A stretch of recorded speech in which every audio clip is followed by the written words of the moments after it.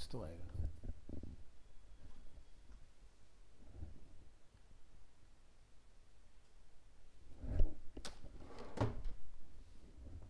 ये second last वाला ही बंद कर देना, नहीं तो उधर से जो कूलिंग आ रही है उसको भी बंद कर देगा। सेकंड फर्स्ट, हाँ ये बस। इसी तरह से यहाँ पर जो हम लोग देख रहे हैं सर्विसेज का ऑप्शन, तो जनरली हम लोग क्या चूज करते हैं, ड्रॉप डाउन। तो चीज़ों को हाइड मत करो, उसको सामने रिवील करो चेक बॉक्सेस के अंदर। इसी तरह से जैसे हम लोग पेमेंट वगैरह के लिए डिज़ाइन करते हैं, तो पेमेंट का सिस्टम कुछ इस तरह से होना चाहिए। जब जैसे यहाँ पर क्या है भाई, देखो मेट्रो सिटीज़ के अंदर लोग क्रेडिट कार्ड डेबिट कार्ड का यूज़ कर रहे हैं, बट अर्बन एरिया की अगर हम लोग बात करते हैं, रूरल एरिया की अगर हम लोग बात करते हैं, दोनों में थोड़ा सा डिफरेंस आ जाता है। एक बंदे को नहीं पता कि कितने डिजिट का नंबर होता है, ठीक है। तो यहाँ पर क्या हमने पैटर्न बना दिया कि भाई 4 4 के पेयर में आपको 16 डिजिट के नंबर इसमें पास करने, चाहे वो डेबिट कार्ड हो या क्रेडिट कार्ड हो।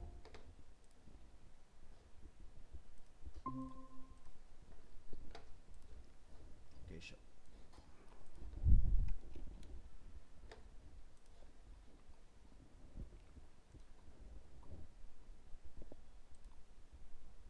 कहाँ गया हमारा, या जैसे हमारे इनपुट के टाइप्स, तो यहाँ देखेंगे फर्स्ट नेम या फिर ईमेल, फ़ोन नंबर, मैसेजेस। तो इसको इस तरह से स्टाइल किया गया। अब जैसे ईमेल के लिए किसी ने बड़ा फील्ड बना दिया है ना, तो ऐसा नहीं होना चाहिए। या अगर हम लोग फ़ोन नंबर के लिए बना रहे हैं, तो जैसे हम लिखते हैं ना ये +91, तो उसके साथ में आप कंट्री को भी रिप्रेजेंट कराओ, तो जिससे पता चल जाए कि नंबर कहाँ का है। या जैसे प्रोडक्ट का फिल्ट्रेशन, अगर हम लोग ई कॉमर्स को डिज़ाइन कर रहे हैं, ठीक है, तो उससे रिलेटेड क्या क्या चीज़ें उसमें होनी चाहिए। तो फ्लिपकार्ट के अंदर अगर आप देखोगे तो इस तरह के स्लाइडर कंट्रोल आपको मिलते हैं देखने के लिए, ठीक है। या जो जो चीज़ें आप चूज़ करते हैं वो फिल्टर ऊपर आपके टॉप में आते जाए कि भाई हमने क्या क्या फिल्टर्स लगाए हैं। तो फ्लिपकार्ट यहाँ नहीं दिखाता है, फ्लिपकार्ट ऊपर ही दिखाता है इस जगह पर, जो भी आप ऑप्शन चूज़ करते हो। नॉर्मल कैटेगरीज या फिर इस तरह से कैटेगरीज, फिल्टर में इंडेक्सिंग, प्राइस वाला जो पेज होता है हमारा वो किस तरह का होना चाहिए। तो अगर आप इसको ध्यान से देखोगे तो हर एक का फॉन्ट, वैसे तो तुम्हें बूट से तुमने पढ़ रखा, तुम्हें फॉन्ट साइज पता है, लेकिन फिर भी तुम्हारे सभी सवालों के जवाब इसके अंदर मिल जाएंगे। इस बंदे को इंस्टाग्राम पर फॉलो भी ज़रूर कीजिएगा, बड़ी अमेजिंग टिप्स मिलती हैं यहाँ से, ठीक है। तो इसको आप इंस्टाग्राम या फिर आप लिंक्डइन वगैरह या फिर आप जिस पे भी देखना चाहो ट्विटर पे, इंस्टाग्राम फॉलो करना काफ़ी अच्छा आपको रिकमेंडेशन आता है यहाँ से, टॉप लेवल एकदम। हाँ, हाँ यही है, करेक्ट।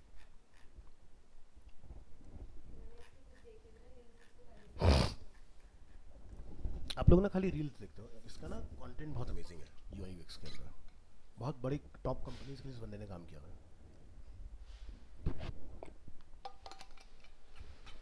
और यूआई यूएक्स में काफ़ी अच्छा नेम और फेम इस बंदे का बन चुका है।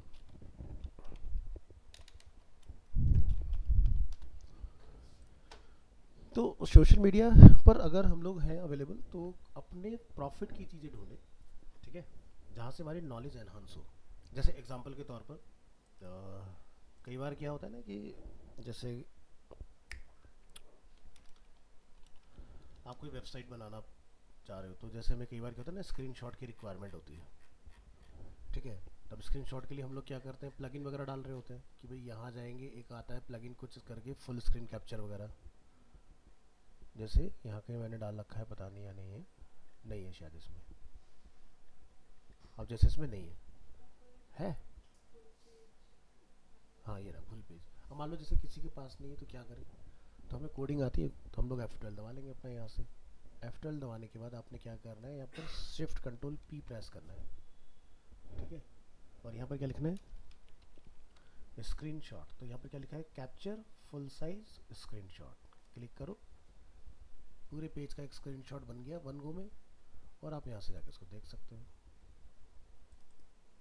वो भी हाई क्वालिटी, ऐसा नहीं कि लो क्वालिटी, है ना। आ गया ना बढ़िया से एकदम। अपने उठा के ले जाओ फिग्मा या XD के अंदर, और आपको रेफरेंस मिल जाएगा फटाफट से, क्योंकि HTML टू डिज़ाइन में भी लिमिटेड आपको प्रॉम्प्ट्स मिलते हैं ना, आप अनलिमिटेड नहीं बना सकते वहाँ से। तो इस तरह से वन गो में। और जो फुल स्क्रीन कैप्चर वो इतना अच्छा काम नहीं करता जितना अच्छा ये काम करता है, उसमें बड़े पंगे।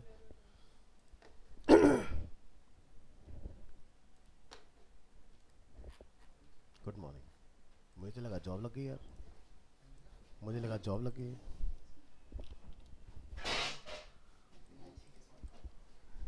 तो इंटर्नशिप तो तूने स्टार्ट की है ना कहीं पर? हाँ, क्या टाइम है वहाँ का? 8 है? ऐसी होनी चाहिए तो।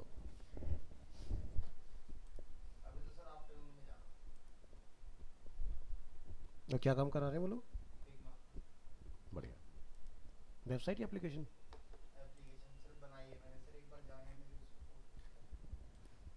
किस पे जाऊँ, फिग्मा के अंदर? टीम?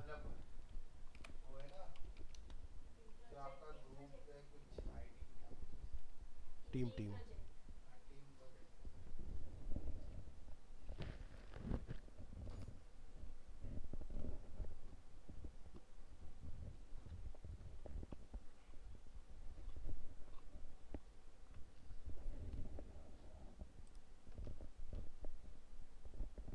मेरी टीम में काम किया, अपने वाले में काम किया?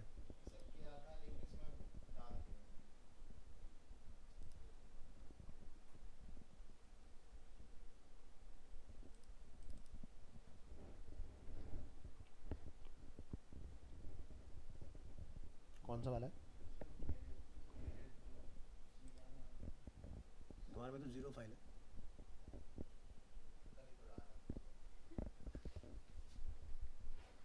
चेक करो, किसी और को नहीं दे दिया?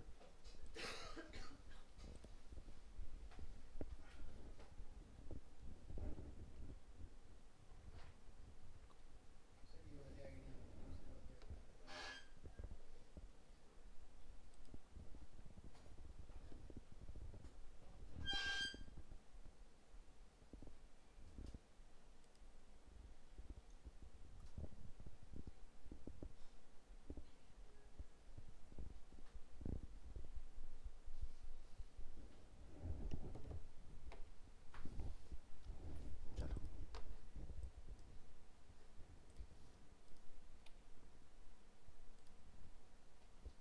इनका लिंक शेयर कर रहा हूँ मैं आपको। ज़्यादा पेजेस नहीं है, छोटे छोटे पेजेस हैं, देख लीजिएगा इसको एक बार।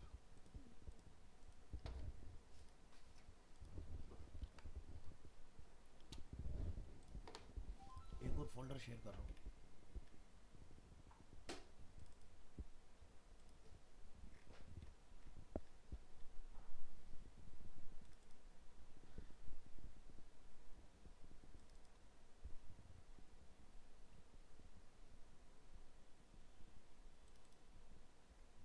लज्जू।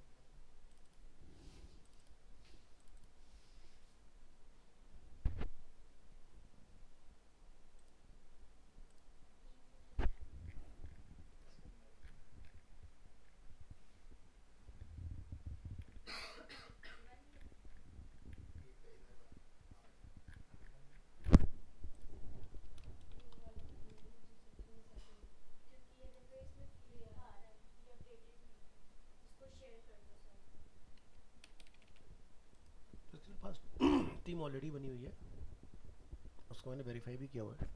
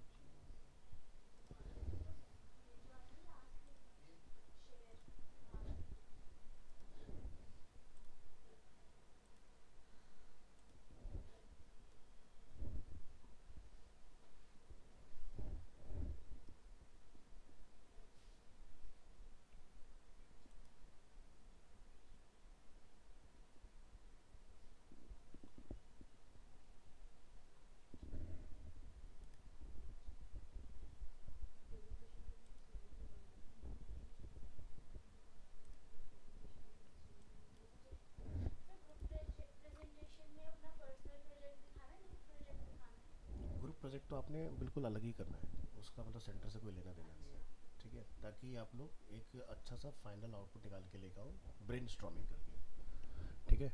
बाकी अभी के लिए आपको इंडिविजुअल प्रोजेक्ट ही दिखाने हैं, लेकिन बहुत बड़ा नहीं करना है, छोटा सा रखना है। मैं आपको तरीका बताऊंगा क्या करना है, मतलब जैसे कि एक ऑन बोर्डिंग स्क्रीन कैसी होनी चाहिए, या जैसे इंडिगो एयरलाइन है तो वो चाहता है कि भी इसका पैसेंजर एक टिकट कैसे परचेज कर सकता है वहाँ से, तो एक छोटे छोटे फ्लो, ये नहीं कि पूरा का पूरा एंटायर एप्लीकेशन बनाने में लगे, कोई फ़ायदा नहीं है इतना बड़ा बनाने का, ठीक है।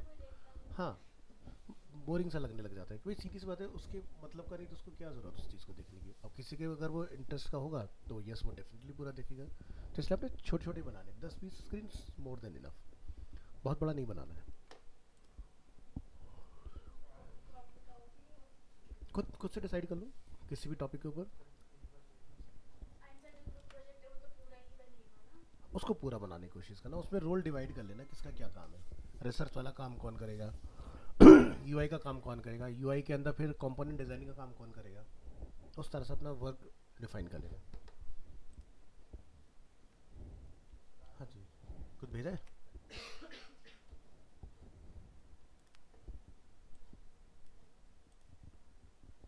इसमें डाल दो ना अपना काम, अपना जो तुमने बना रखा ऑलरेडी, ये तो वेरीफाइड है तुम्हारा, दो दो टीम क्यों बना रहे हो, फिर वो तुमसे वेरिफिकेशन वगैरह मांग लेगा।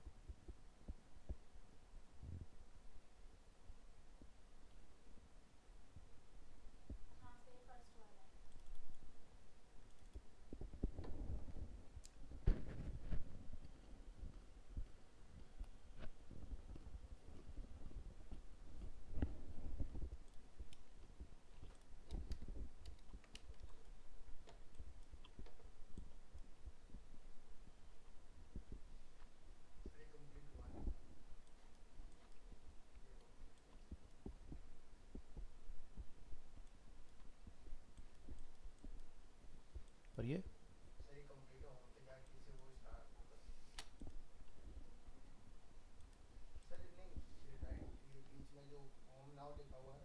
हाँ, चलो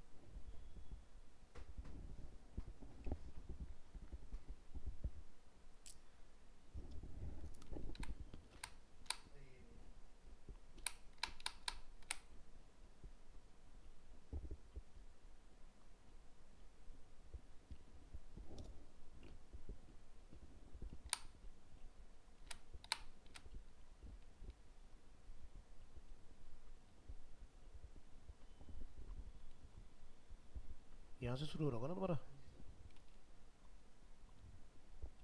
ये फिक्स करो प्रॉब्लम, ये ऊपर नीचे जो हो रहा है ना, ये हिलना नहीं चाहिए।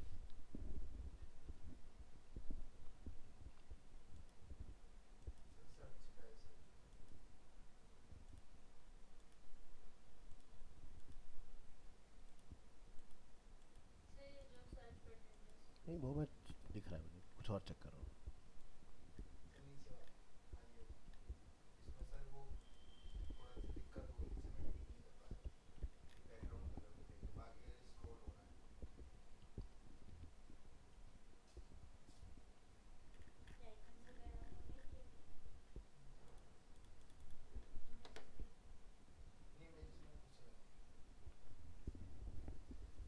तुम्हारा ना गैप बराबर नहीं है, ये देख रहे हो, जैसे आपका सैन डिएगो यहाँ लिखा हुआ है, देन टू, देन डिपार्चर के ऊपर का गैप देखो, फिर ट्रैवलर के ऊपर का गैप देखो, डिफरेंस देख रहे हो, फ्रॉम लिखा, टू लिखा तो टू का ओ छोटा आएगा, बड़ा नहीं आएगा, ठीक है। डिपार्चर एंड रिटर्न के ऊपर टॉप में जो गैप है वो आपका गलत आ रहा है कंपैरेटिवली, अगर आप टू की में देखोगे, सेम प्रॉब्लम यहाँ पर भी हुई है, ठीक है, और सेम प्रॉब्लम फिर नीचे भी है। अगर मैं इन दो फील्ड के बीच का गैप देखता हूँ तो ये गैप गलत है, या तो सभी में बराबर गैप हो, ये मैं चेक कर रहा था, और बताता हूँ।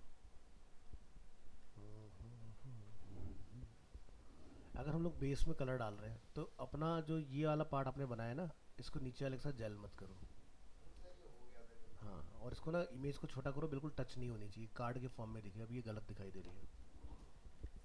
और नीचे वाला पार्ट जो आपने बनाया है, तो अगर हमारा नीचे कुछ रखा हुआ है और वो नैब बार के नीचे जा रहा है तो नीचे से एक ब्लैंक मार्जिन बना लो, ताकि स्क्रॉल करके मेरा कंटेंट इस नैब बार के ऊपर तक आ जाए, ठीक है, क्योंकि मैं इसको नहीं पढ़ सकता ना, दूसरा, इसमें बीच का हमारा गैप गड़बड़ है, इसको सही करो। आइकन में थिकनेस बराबर नहीं है।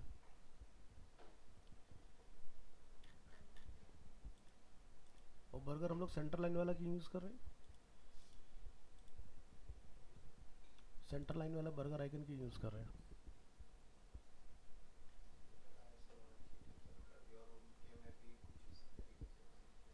अच्छा,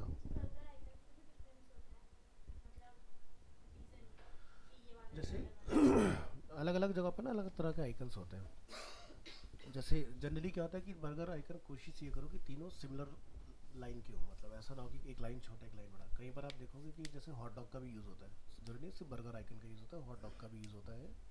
कई जगह पर आपका लेफ्ट से सारी लाइन अलाइन हुई, कई जगह पर आपकी राइट से सारी लाइन अलाइन हुई। तो लेफ्ट वाली लाइन हमें ये इंडिकेट करती है कि मेरा जो ऑफ कैनवस ट्रिगर होगा वो लेफ्ट से खुलेगा, या राइट वाला मेरा जो लाइन होता है वो ये मुझे इंडिकेट करता है कि मेरा जो ऑफ कैनवस है वो राइट से ट्रिगर होगा।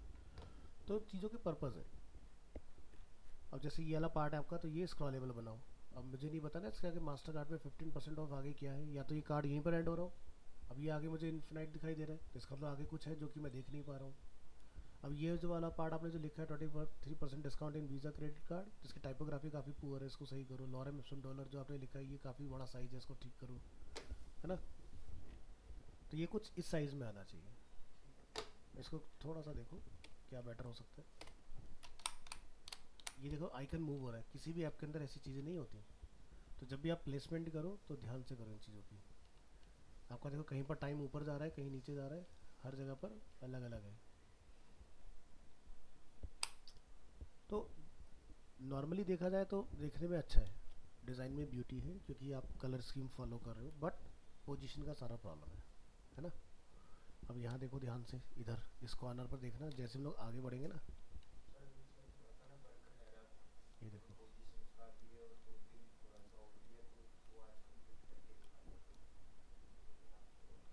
देखो मैं एक चीज़ बताता हूँ, जो आगे तक ध्यान रखना, नसीहत है। चाहे रफ काम करो, प्रोफेशनल लेवल पे करो, ये कोई एक्सक्यूज़ और कुछ नहीं है। एक स्लाइड बनाया, सफाई से बनाओ, उसके अंदर कमी नहीं होनी चाहिए। क्योंकि एक काम अगर सही करोगे तो उसी की कॉपी दूसरे पे रखोगे तो आपके आइकन के अलाइनमेंट की प्रॉब्लम खत्म होगी ना। अब एक जगह जहाँ भी आपने रख दिया फिक्स है, बार बार नहीं करना होता काम, तो इसलिए एक बार करो जो चीज़ करनी है। जब कभी हम सीखते थे ना, तो हमारे स्कूल में हमारे टीचर जो थे वो ये कहते थे कि भाई जैसे एक होता था कि बेटा रफ नोटबुक लेके आना, भाई कुछ लिखवाना होता है, कोई बहुत सारी चीज़ें उन्हें समझानी होती हैं। तो हम ना घसीटा मार के लिखते थे, कुछ भी उल्टा सीधा डॉक्टर की लैंग्वेज में। तो वो कहते थे कि अगर आप डॉक्टर की लैंग्वेज में लिखोगे ना तो तुम कल को खुद अपनी लैंग्वेज ही नहीं पढ़ पाओगे। तो जो प्रैक्टिस भी अगर कर रहे हो तो उसको फिनिशिंग पे करो, ताकि आपका लेटर राइटिंग और इम्प्रूव होना कि और ख़राब हो जाए जो तुम्हें आता है। क्योंकि जैसी हैबिट बनाओगे वैसी बन जाएगी, और उसका खामियाजा काम भुगतना पड़ेगा एग्जाम में। एग्जाम में तुम्हारा कोई आंसर पढ़ता नहीं है, वो देखता है कितना साफ लिखा है, कितना लंबा लिखा है, उस पर नंबर मिलता है।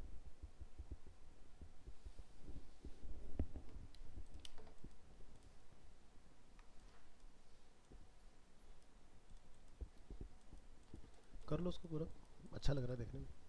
बाकी थोड़ी सी चीज़ों को ध्यान रखो, इसको थोड़ा सा गैप बढ़ा लो नीचे से, सही हो जाएंगी चीज़ें।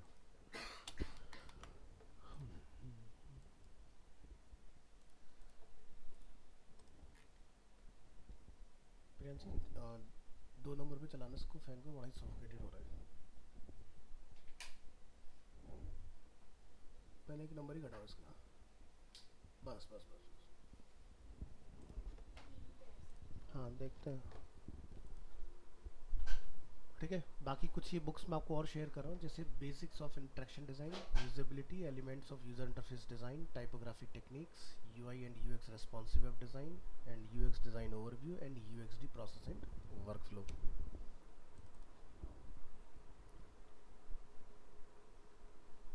इसके अंदर 3 पीडीएफ फाइल आपको मिलेंगी देखने के लिए।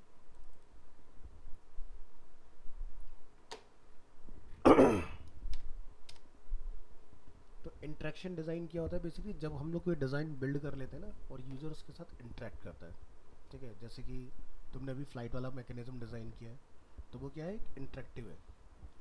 नॉन इंटरेक्टिव डिज़ाइन क्या होता है कि भाई जैसे हम वहाँ पर गए लेकिन हमारे करने के लिए कुछ नहीं, जस्ट एक इन्फॉर्मेशन हमने वहाँ पर प्रोवाइड की हुई है, इंटरेक्टिव कि भाई आप गए वहाँ पर, फ्लाइट का टिकट आप बुक कर रहे हो, अडल्ट कितने हैं, चिल्ड्रन कितने हैं, इन्फेंट्स कितने हैं, है ना, उसको हम लोग ऐड सब्ट्रैक्ट सारी चीज़ें कर पाते हैं, उस तरह की चीज़ें।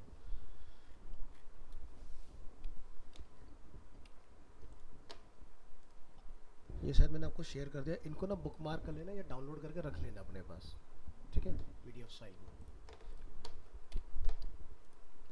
और ध्यान रखना कि जो भी आपका एग्ज़ाम कंडक्ट होगा वो इन्हीं बुक्स में से होगा, ठीक है। तो इसके अंदर अगर आप ओपन करोगे तो आपको क्वेश्चंस आंसर भी मिल जाएंगे।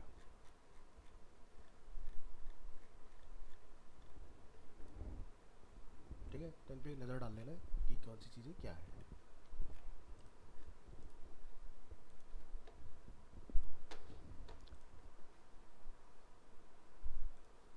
कब होगा सर एग्जाम? नेक्स्ट मंथ, मैंने अभी डेट बताया था, क्या बताया था, 18th को एग्ज़ाम होगा। 18th था, प्रेजेंटेशन 21st है, 18th को एग्ज़ाम है।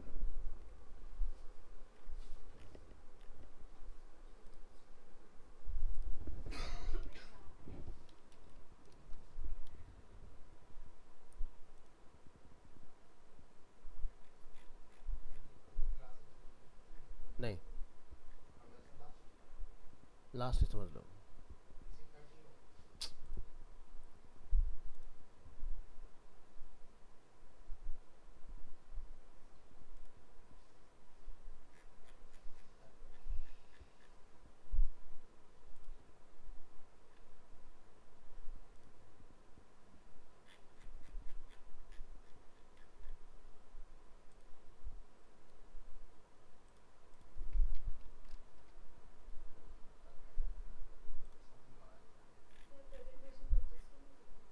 नहीं,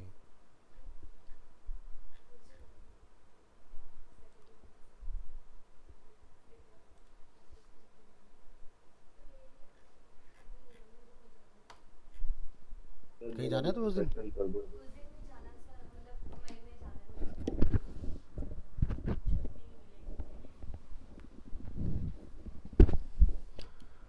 निशा, तुमने अपना रेज्यूमे दिया था क्या?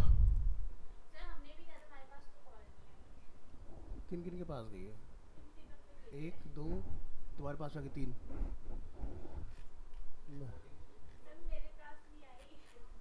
स्टीफ, एक दो तीन। मैं एक बार देखता हूँ कि ऐसा तो नहीं फाइल अपलोड ही ना हुई हो।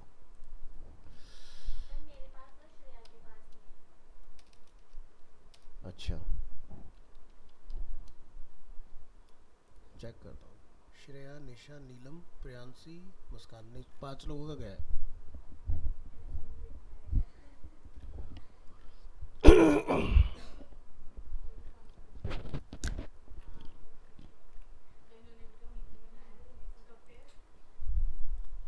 चेक करता हूँ ऐसा क्या है तुम्हारे वाले इसमें।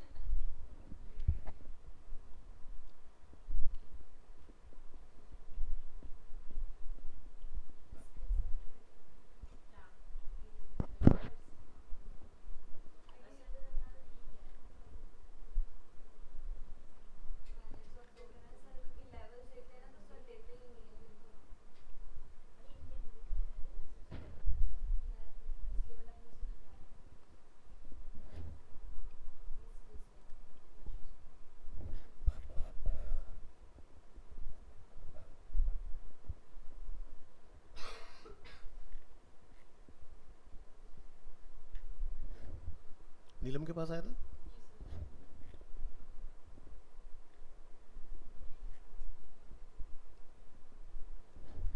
और किसके पास आया? निशा।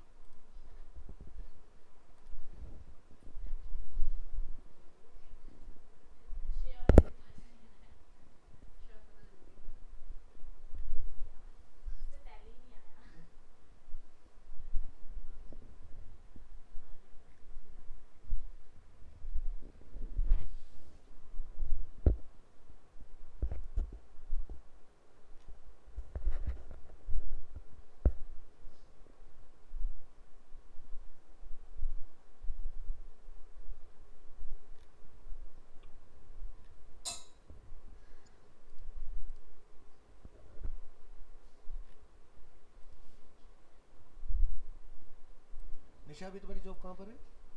अभी जो ओखला में है। ठीक है, chalks and board.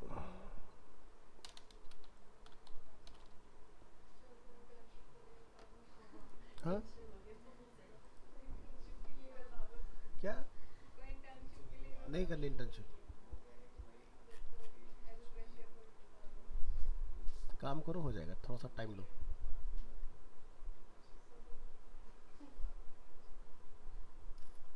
Kashish, address address address.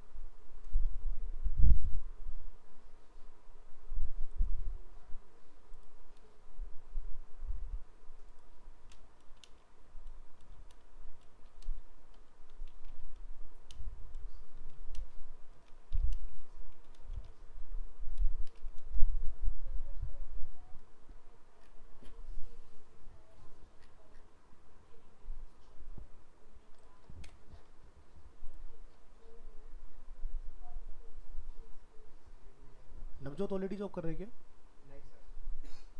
कोई तो कर रहा था ना तुम में से, कौन? ऋतिक कर रहा है? कौन कर रहा है वो? अक्षय कर रहा है। अक्षय तो आई थिंक ग्राफिक में है। ठीक है, तुम में से कोई कर तो रहा था, कौन था?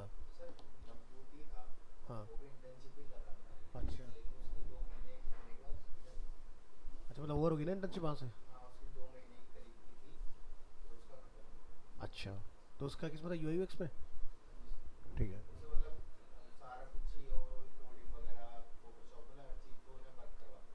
ठीक है, तो नवजोत है अपना, और केशव? नहीं सर। ठीक है। केशव, किस में करना है तुम्हें जॉब? सर यूआई में ही करूँगा। यूआई में? ठीक है, पोर्टफोलियो बना के अपना शेयर करो। जानवी, तुम्हारा क्या प्लान है? ग्राफिक्स और यूआई? ठीक है, तो ग्राफिक्स का पोर्टफोलियो बनाओ है अपना। तो ग्राफिक्स के वर्क का पोर्टफोलियो अपना बनाओ, ठीक है। और दोनों अलग अलग बनाना, एक कंबाइन बनाना, और बाकी यूआई और यूएक्स का, सॉरी यूआई यूएक्स और उसका ग्राफिक का अलग अलग रखना। पता है ऐसा क्यों बोल रहा हूँ? क्योंकि कई कंपनी में दोनों बंदों की रिक्वायरमेंट है, तो वहाँ पे क्लब वाला शेयर करेंगे।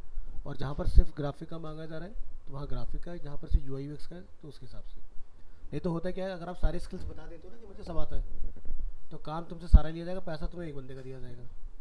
समझ रहे हो ना?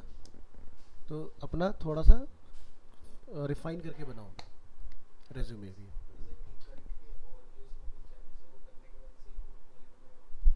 सर हाँ मैंने बिल्कुल इनवाइट ऐसा। भेजा है, एक बार देखो। किस पे भेजा है?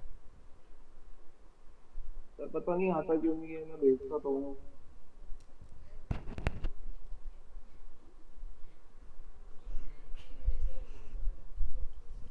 12 भेजता हूँ।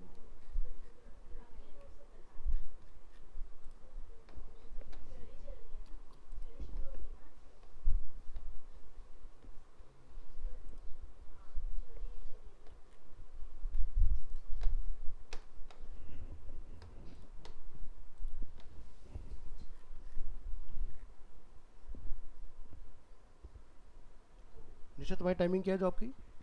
हम्म।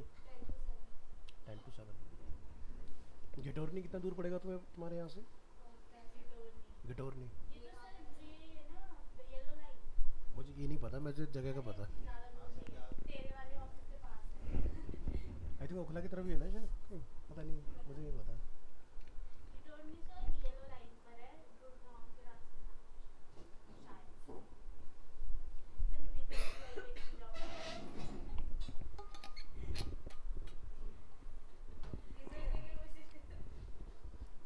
नहीं, इसका अगर सिलेक्शन होगा ना तो ग्राफिक के बेसिस पर होगा इसका। मतलब इसको ग्राफिक अच्छा आता है ना, तो ग्राफिक और यूएक्स दोनों काम रहेगा इसका। निशा का अगर होता है तो। सर देखना एक बार।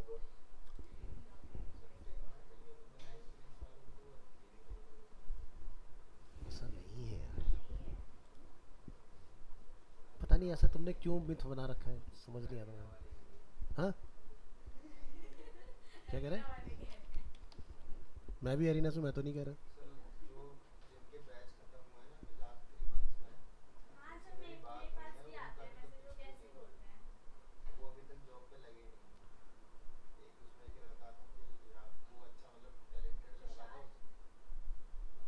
तुषार?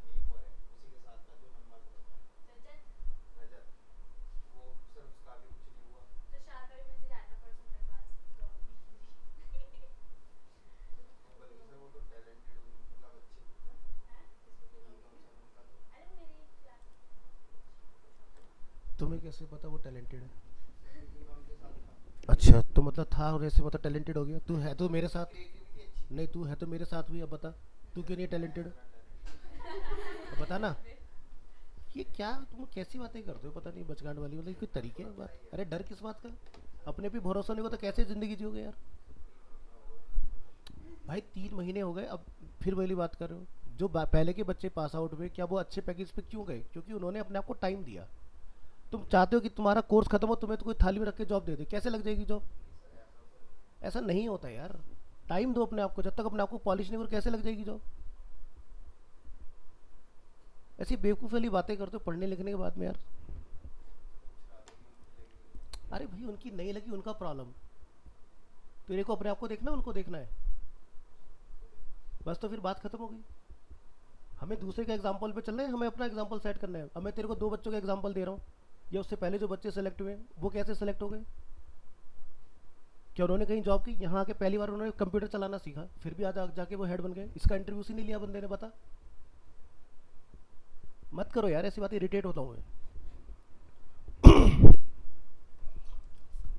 काम सीखो, टाइम दो अपने आप को, ये सब मत बोलो।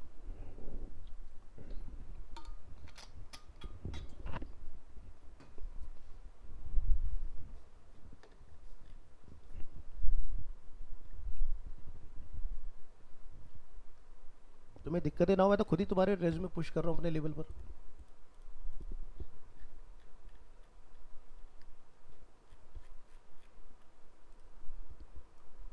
देखो बार बार एक ही चीज़ कहता हूँ, अपना काम नेक्स्ट लेवल बनाओ।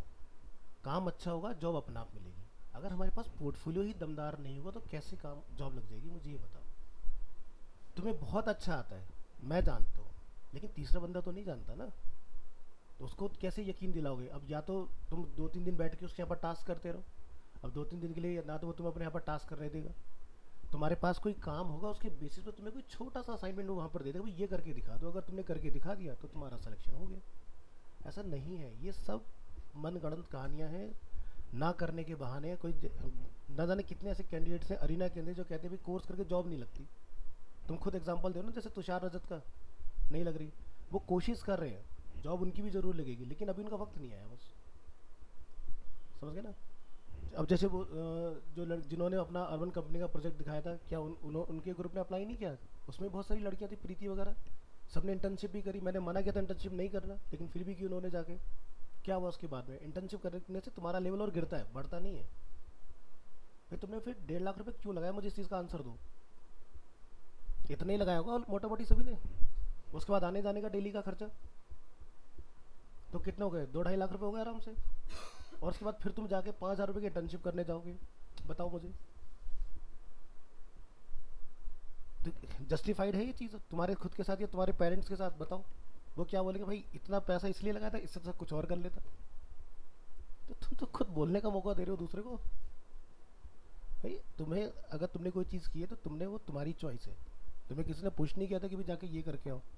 तुमने या तो इस वजह से चूज़ किया, किसी ने रिकमेंड किया, या फिर तुमने इसलिए चूज़ किया भाई आज की डेट में ट्रेंडिंग ये बहुत ज़्यादा है, इसी में जॉब लग जाएगी, पैसा बहुत अच्छा है।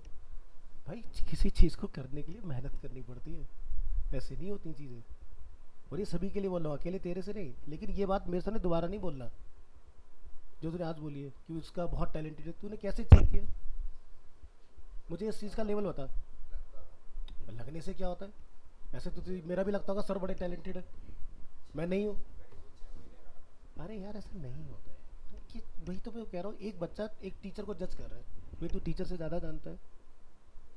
तो फिर एक बच्चा कह रहा है सर मुझे डेमो दे दो। भाई मेरे 23-24 साल को तुम 1 घंटे में कैसे जज कर लोगे? बताओ मुझे। ये सब फालतू की चीज़ है। अपना फोकस बना के रखो, मुझे करना है क्या है। अभी तू देख, खुद देख, कहाँ क्लास में कुछ नहीं कर रहा था, इंटर्नशिप पे तूने जाके कुछ तो अरेंज किया। गलतियाँ उसके अंदर भी हैं, वहाँ किसी ने तेरे को बताई कि ये गलत है, ये सही है। तो पहला चीज़ कि काम जो कर रहे हो उसको तरीके से करो। मैं तुम्हें बार बार हर चीज़ पे यही समझाता हूँ कि जो भी करो, जैसा भी करो, बेहतरीन करो, रिसर्च करके बनाओ। तुम्हारा अभी जो 1-2 क्लासेस बचती हैं उसके अंदर तुम्हें यही सारी चीज़ें पढ़ानी है, क्योंकि मैंने कुछ वीडियोस बनाई हैं अपनी, वो तुम्हें दिखानी बाकी है अभी। तो इतने जल्दबाजी घाई मत करो, कुछ नहीं हो रहा। 1 महीना लग जाएगा, 2 महीने लग जाएंगे, लेकिन सब्र का फल मीठा होता है। तुम ये सोचो भाई कोर्स खत्म हो गया, सर से अब कोई कनेक्शन नहीं रहेगा। भाई मेरे पास लिस्ट बनी हुई है, आधे बच्चे मेरे लिंक से ही प्लेस होते हैं, और वो धीरे धीरे बनेगा। सब्र रखो चीज़ों के लिए, ऐसे घबराओ नहीं।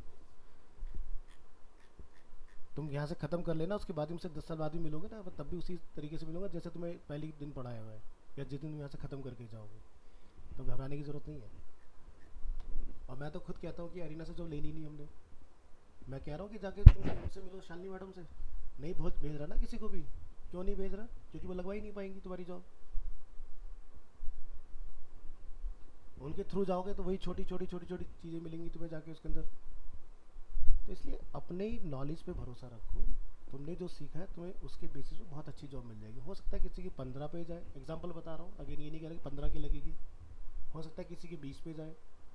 अब जैसे जहाँ पर ये एस्ट्रोडॉक में गए थे, वो बच्चा 30 पे सेलेक्ट हो गया उसी कंपनी के अंदर, और कहीं भी उसने जॉब नहीं की, कुछ भी नहीं किया। क्यों चला गया? क्योंकि उसने 6 महीने, उसने खुद बोला कि मैं जॉब करूँगा ही नहीं, मुझे पहले चीज़ों को सीखना है क्योंकि बहुत कुछ करना बाकी है। लगा। तो मास्टरी करो हर एक चीज़ के अंदर। अब ये नहीं कि जैसे मैंने फ़ोटोशॉप सीख लिया तो मैं फ़ोटोशॉप सीख गया, नहीं। तुम ऑपरेटर हो, फ़ोटोशॉप को समझना है तो उसके ऊपर काम करना सीखो। फिग्मा एक्सडी क्या है? एक एक दिन के सॉफ्टवेयर ही तो है। लेकिन जब काम करने जाते हो दुनिया जहान के उसके अंदर तरीके निकल आते हैं करने के। तो दैट इज़ अ मास्टरी, जो आप जितना टाइम दोगे कुछ नया सीखोगे उसके अंदर। यार मैं नहीं सीख पाया अभी तक पूरा फिग्मा एक्सडी, इतना कुछ है करने के लिए उसके अंदर। तो तुम कैसे सीख जाओगे उसके अंदर सारी चीज़ें? ठीक है। पहली चीज़, अपने आप को पॉजिटिव रखो, ये बहुत ज़रूरी है। नेगेटिविटी तुम्हारा काम खराब कर देती है। तुम्हारे साथ तो मैं हूँ, मेरे साथ तो कोई भी नहीं था, बताओ। हमें तो दिशा दिखाने वाला कोई नहीं था, भी जाके ये कर लो या वो कर लो।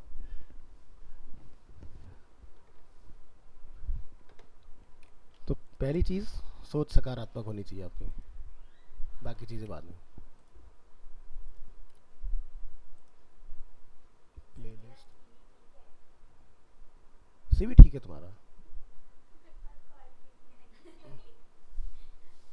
तुम्हारे लिए और कुछ बेहतर लिखा हुआ है, जल्दी तुम्हारे पास खबर पहुंचने वाली है। आजकल में तुम्हारे पास हो जाएगा कंफर्मेशन।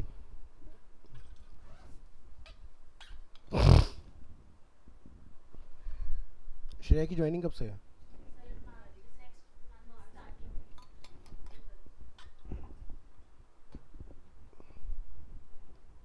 हो सकता है तुम्हें भी 1 तारीख से जाना पड़ जाए।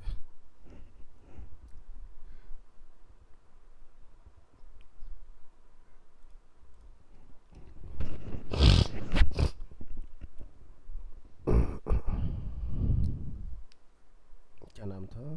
सेमिनार।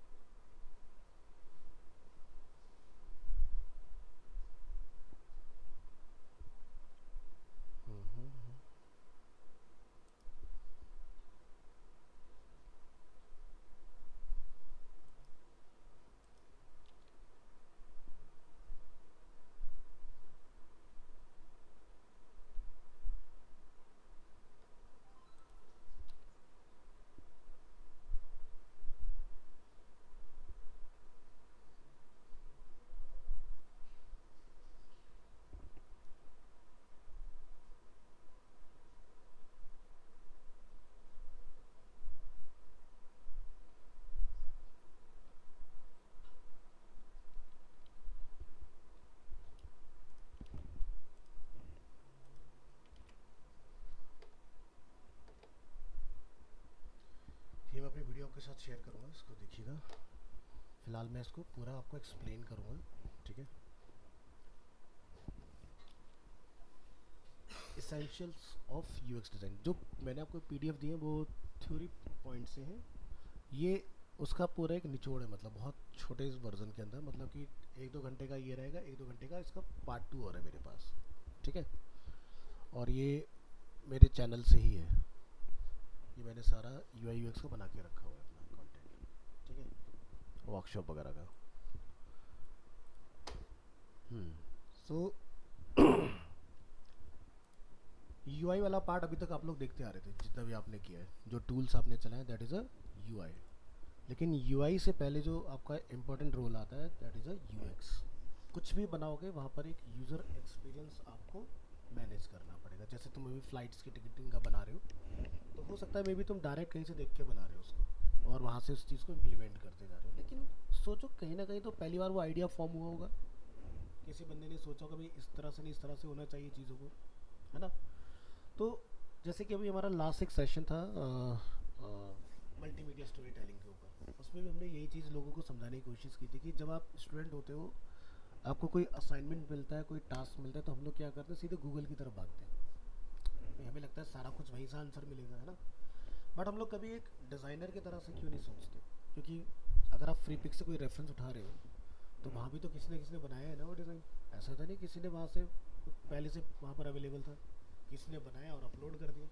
तो आपको क्या होना पड़ेगा, पहली चीज़ ये कि अगर हम लोग 2024 में बैठे हैं तो आपको 2030 में चलना पड़ेगा, यानी कि 6 साल आगे। तभी आपका वो डिज़ाइन कोई ढूंढ रहा होगा। अगर आप पुराने टाइम को देख के कोई नया डिज़ाइन बना के आज यहाँ डालोगे, उसकी कोई वैल्यू नहीं होगी। हम लोग क्या ढूंढते हैं, अपकमिंग चीज़ें, ना कि वो चीज़ें जो ऑलरेडी बन चुकी हैं, ठीक है।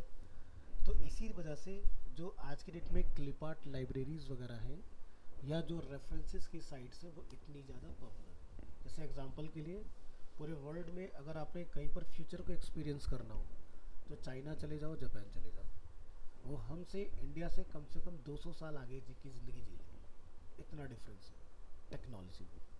तो हम तो वहाँ की अभी 1% भी टेक्नोलॉजी इंडिया में यूज़ कर ही नहीं रहे, इतना फ्यूचरिस्टिक है वो लोग। अब जैसे हम लोग यहाँ पर क्या करते हैं, एक तरह से जॉब चाइना वगैरह में भी हर बंदा जॉब कर रहा है, लेकिन जॉब के साथ साथ हर बंदे के पास अपना एक साइड सोर्स ऑफ इनकम है, जिसको बोलते हैं पैसिव इनकम सोर्स। और वो क्या उनको हेल्पफुल होता है कि भाई 1% के लिए जॉब नहीं है तो अपना काम फिर भी दिन रात चल रहा है। तो वो जैसे यहाँ देखते हो मेट्रो स्टेशन का वेंडिंग मशीन्स होती हैं, वेंडिंग मशीन जहाँ पर कुछ आपके चिप्स बिस्किट मिठाई केक कुरकुरे नमकीन कोल्ड ड्रिंक लगे रहते हैं, बेवरेजेस वगैरह, आप जाते हो टोकन वगैरह डालते हो, उसमें अमाउंट एक फीड करते हो, वो आपको निकल के बाहर आ जाता है पड़ा, इस तरह की चीज़ें। तो हमारे यहाँ पर सिर्फ खाने पीने की चीज़ों के लिए, वहाँ पर हर चीज़ के लिए, इवन दो अपैरल्स के लिए भी, वहाँ पर सब कुछ पहले से पता है कि किस में क्या निकलेगा, और बंदे वहाँ से यूज़ करते हैं इस तरह से चीज़ों को। सिक्योरिटी पॉइंट से देखो बड़े आगे चल रहे हैं वो लोग, क्योंकि आज के डेट में आप कोई भी अगर प्रोडक्ट यूज़ कर रहे हो, मे बी ये हमारी टीवी स्क्रीन है या एसीज आप यूज़ कर रहे हो, कुछ भी जहाँ पर टेक्नोलॉजी है, ठीक है, वहाँ पर वो सब प्रोवाइडेड बाई चाइना है और असेंबल्ड इन इंडिया है। और किसी भी कंट्री का देख लो, हर जगह पर टेक्नोलॉजी का जो सबसे बड़ा इनपुट है वो चाइना से ही आ रहा है। सो इसी तरह से अगर आप यहाँ देखोगे इंडस्ट्री 1.2, 2.0, 3.0 एंड 4.0। 4.0 क्या है, जो करंट सिनेरियो में आप बैठे हुए यहाँ पर, ये 1.0 वो टाइम है आपके दादा परदादा वाला टाइम कि भाई माइनिंग हो रही है यहाँ पर आपका प्रोडक्शन वगैरह हो रहा है, बेसिक्स विंटेज गाड़ियाँ यहाँ पर बननी स्टार्ट हुई। फिर यहाँ पर इंडस्ट्री 3.0 में आके क्या हुआ, रोबोटिक्स पे काम आ गया। यानी कि जैसे अगर मारुति का अगर हम लोग कभी विजिट करें गुड़गांव में, तो वहाँ पर अगर आप मैन्युफैक्चरिंग असेंबली लाइन पर जाओगे तो वहाँ पर बंदे कम है, रोबोटिक्स आपको आर्म्स ज़्यादा मिलेंगी काम करने वाली, जिनको ये पता है कि कितना प्रिसाइजली चीज़ें प्लेस करें। जैसे एग्जांपल ऐसा समझो, हर एक गाड़ी के पीछे हम लोग जो देखते हैं ब्रांडिंग, वो आपको हर एक कार पर सेम जगह पर ही मिलेगी। ऐसा नहीं कि 19-20 इधर उधर हो गई, है ना। अब ऐसा कैसे पॉसिबल हो रहा है, लेकिन उसको कोई रोबोट प्लेस नहीं कर रहा है, वहाँ पर क्या हो रहा है, एक मैनुअली बंदा प्लेस जाके करता है जितने भी उसके एम्बलम्स होते हैं। तो उन्होंने क्या कर रखा है, एक डाई बनाई हुई है और उस डाई को उन्होंने फिक्स किया, बस उसके अंदर लेटर प्लेस किया और उसको पेस्ट कर दिया, काम खत्म। अब रोबोटिक को क्यों इंट्रोड्यूस किया, एक तो यहाँ पर हमारा काम जो है काफ़ी फास्ट हो जा रहा है, दूसरा उसको ये पता है कि किस जगह पर हर बार वेल्ड करना है, तो जितनी बार प्रोडक्ट वहाँ आएगा उसको एग्जैक्ट सटीक उसी जगह पर वो अपना काम कर रहे हैं। तो अगर ह्यूमन से अगर हम लोग ये काम करेंगे तो वो आगे पीछे हो सकता है, एग्जैक्ट पॉइंट पर नहीं है। दूसरा, बिना थके ये मास लेवल पर प्रोडक्शन अपना कर रहे हैं। ठीक है, अब हमारे यहाँ पर क्या गया 4.0 के अंदर, जैसे कि cyber physical systems, internet of things, जिसको हम बोलते हैं IoT, काफ़ी फेमस है आज की डेट में, एंड नेटवर्क्स। तो जैसे घरों के अंदर अगर हम लोग ऑटोमेशन देख रहे हैं, तो किसी को आइडिया है कि भाई लाइट्स जो है वो ऐसा हो जाए सेंसर बेस्ड। ठीक है, तो ये आपका एक पार्ट आ गया है ना। यूजर एक्सपीरियंस किया उन्होंने भी, जैसे घर के अंदर बहुत सारे ऐसे फैमिलीज हैं जहाँ पर बड़े बूढ़े जो होते हैं वो इतना कंफर्टेबल नहीं कि जाएँ और उस एज में उठ के वो लाइट्स बार बार ऑन कर लें या ऑफ़ कर लें, तो उनके लिए क्या लगा दिया, मोशन सेंसर बेस्ड सिस्टम बना दिया, या फिर एक कमांड बेस्ड सिस्टम बना दिया अलेक्सा UI, जहाँ पर आप अलेक्सा में अपना वॉइस देते हो और अलेक्सा उसके अकॉर्डिंग आपका रिजल्ट प्रोसेस कर देता है।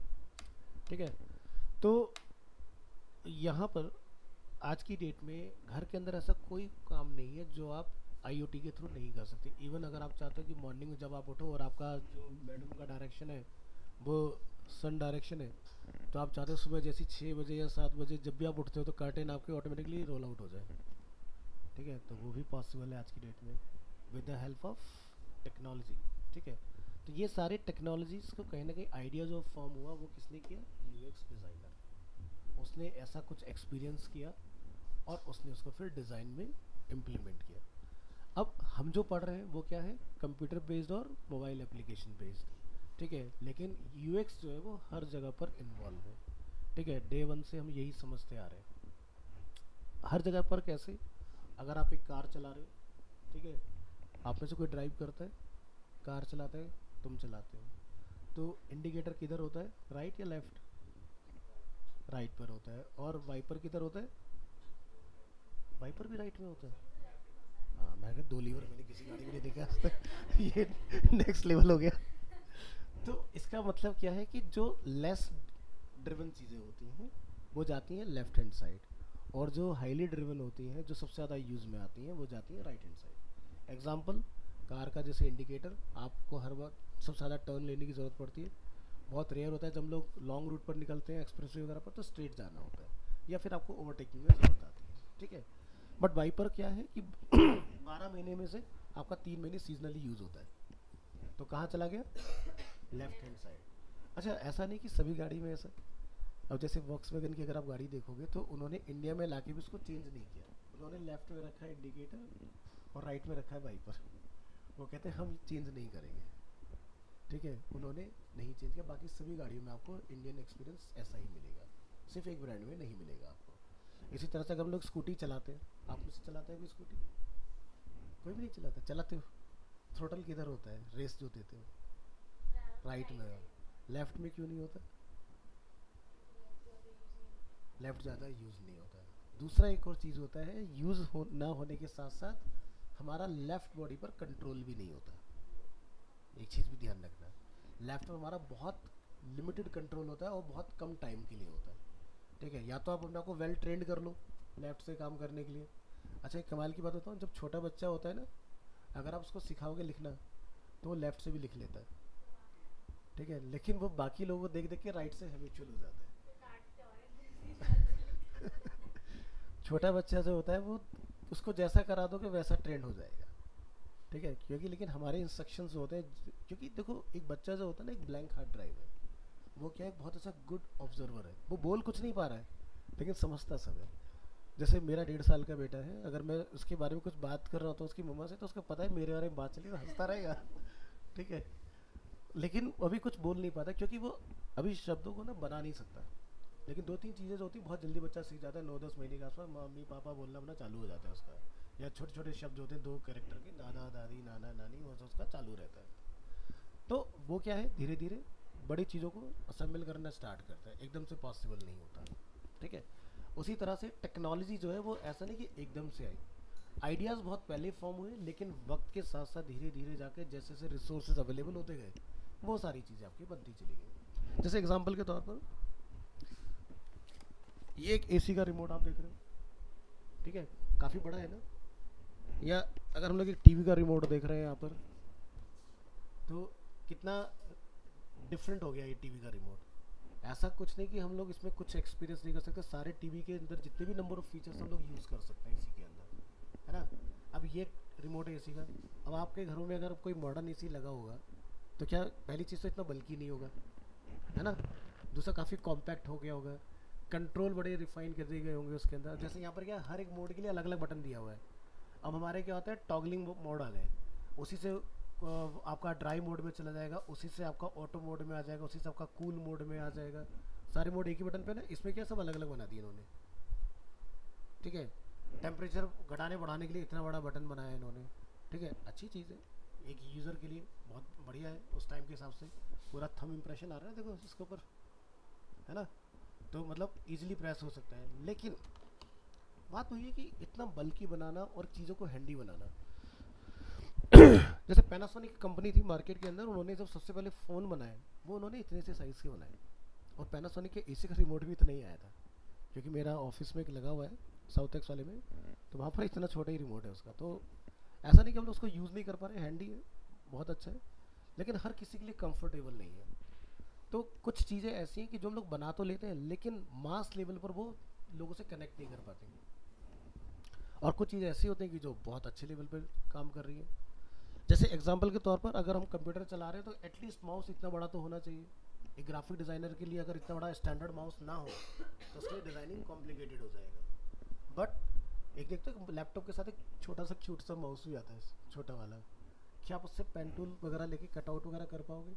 एक दो बार का होगा तो चलो ठीक है काम चला लोगे, लेकिन आपका जॉब ही अगर वही है तो क्या वो आपके लिए कंफर्टेबल होगा? नहीं होगा।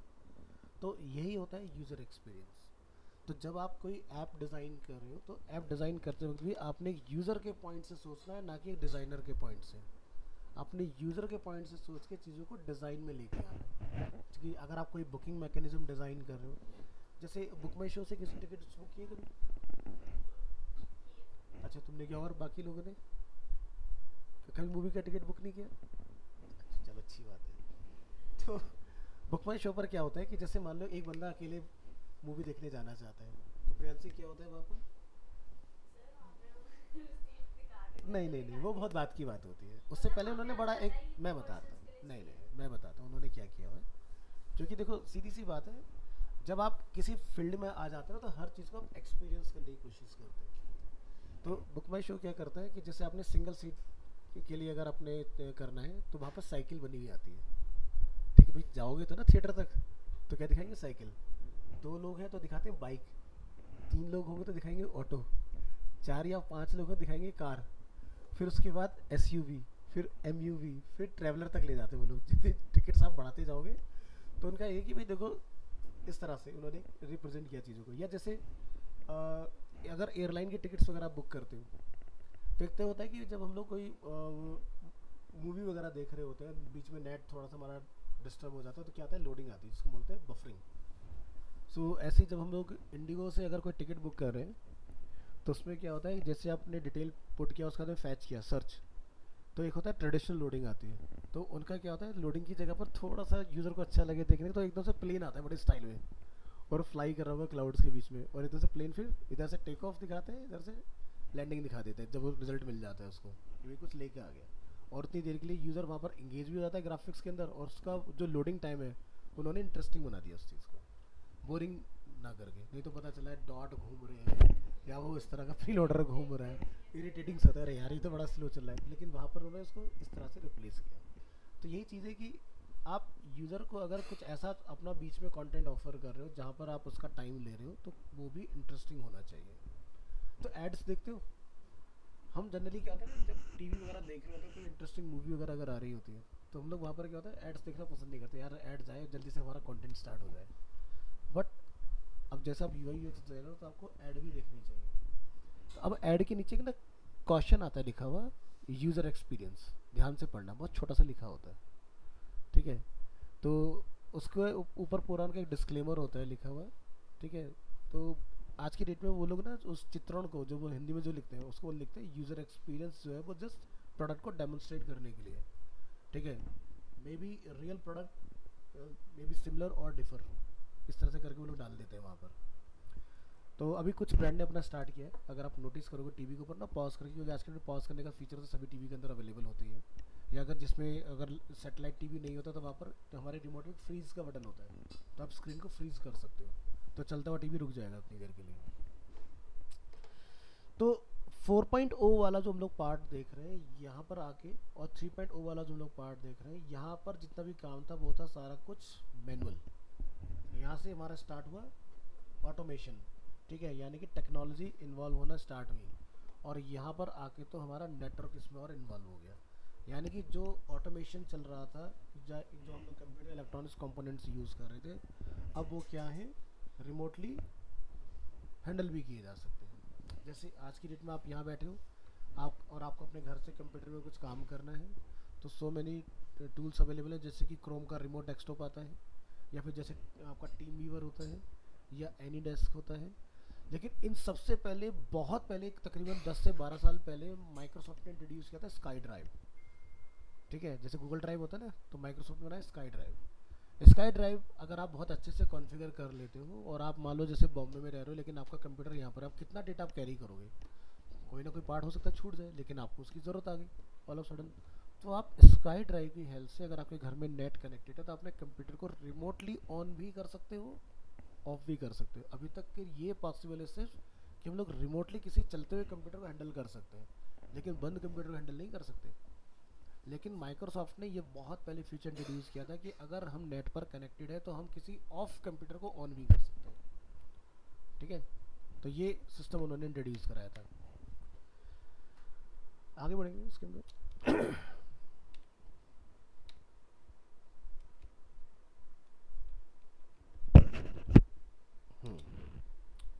तो इंडस्ट्री 4.0 में क्या क्या इंट्रोड्यूस हुआ है, जैसे कि बिग डेटा। आज की डेट में जितने भी आप ये IoT बेस्ड चीज़ें यूज़ कर रहे हो, वो कहीं ना कहीं एक सर्वर से आपकी हैंडल होती है। एडवांस रोबोटिक्स उसी का पार्ट है, simulation, integration, IoT internet of things, AI, cyber security, cloud computing, additive manufacturing and augmented reality, ये सारा कुछ क्या है आपका इंडस्ट्री 4.0 का काम है। अब देखा जाए, जैसे कि अभी हाल फिलहाल में एप्पल ने अपने VR लॉन्च किया, उसका नाम क्या है मैं भूल रहा हूँ नाम, 2-3 महीने हो गए उसको इंट्रोड्यूस किए।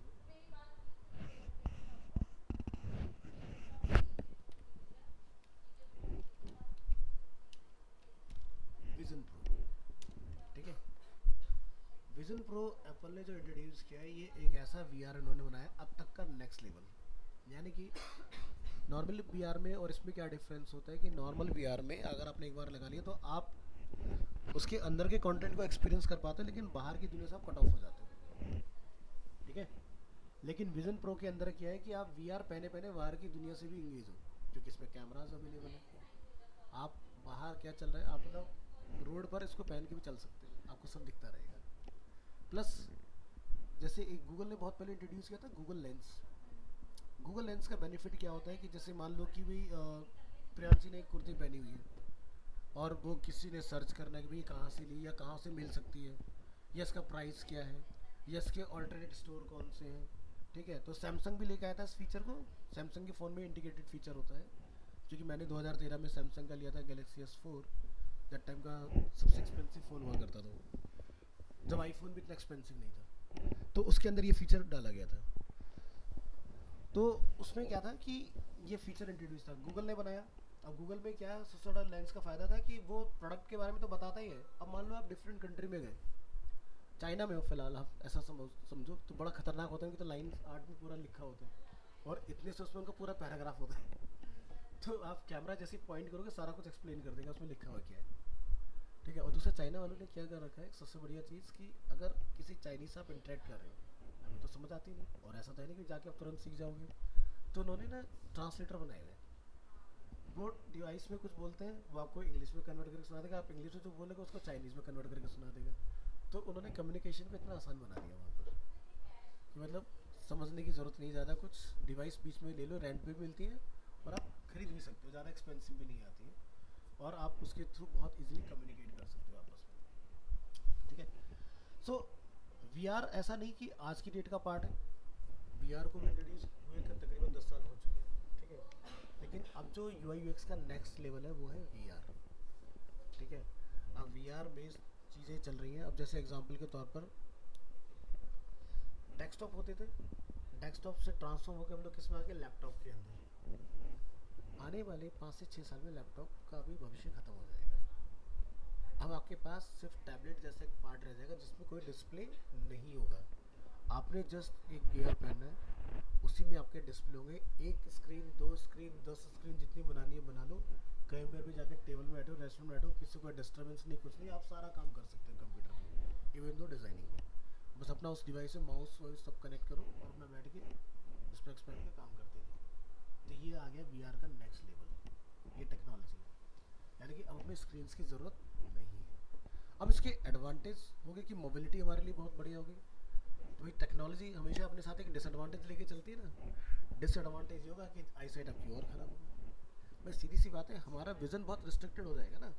जैसे आप एक 3D मूवी देखने जाते हो, और 3D मूवी तब तक आप एंजॉय करो तब तक तो बहुत बढ़िया होता है, लेकिन जब हटा के स्पेक्स आप स्टेयर्स उतरते हो तो पैर कहीं के कहीं पड़ रहे होते हैं थोड़ी देर के लिए 10-15 मिनट के लिए ऐसे ही रहता है, थोड़ा सा तो हिला लो, सर में दर्द और सारी चीज़ें। ये टेक्नोलॉजी का डिसएडवांटेज है, लेकिन थोड़ी देर के लिए आप बिल्कुल रियलिस्टिक एंजॉय भी कर रहे हो। अभी तक क्या है कि जैसे 180 डिग्री का 3D है, तो लंदन में एक थिएटर इंट्रोड्यूस हुआ है जिसने 360 3D इंट्रोड्यूस कर दिया। मतलब कि आप जो थिएटर में मूवी देख रहे हो वो स्क्रीन सामने नहीं है, वो चारों तरफ है आपके।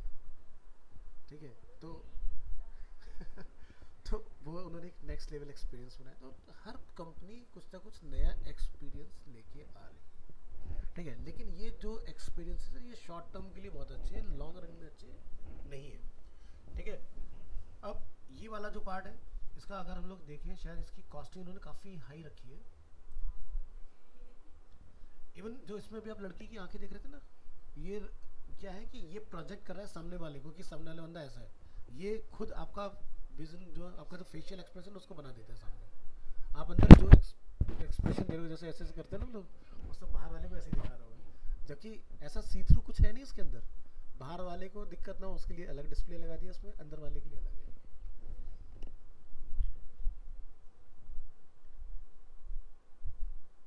तो इसमें स्टोरेज आप देख सकते हैं। ठीक है, और तकरीबन इसकी कॉस्ट आ रही है तो मैक्सिमम 3899 से ये बेसिकली स्टार्ट हो रहा है आपका।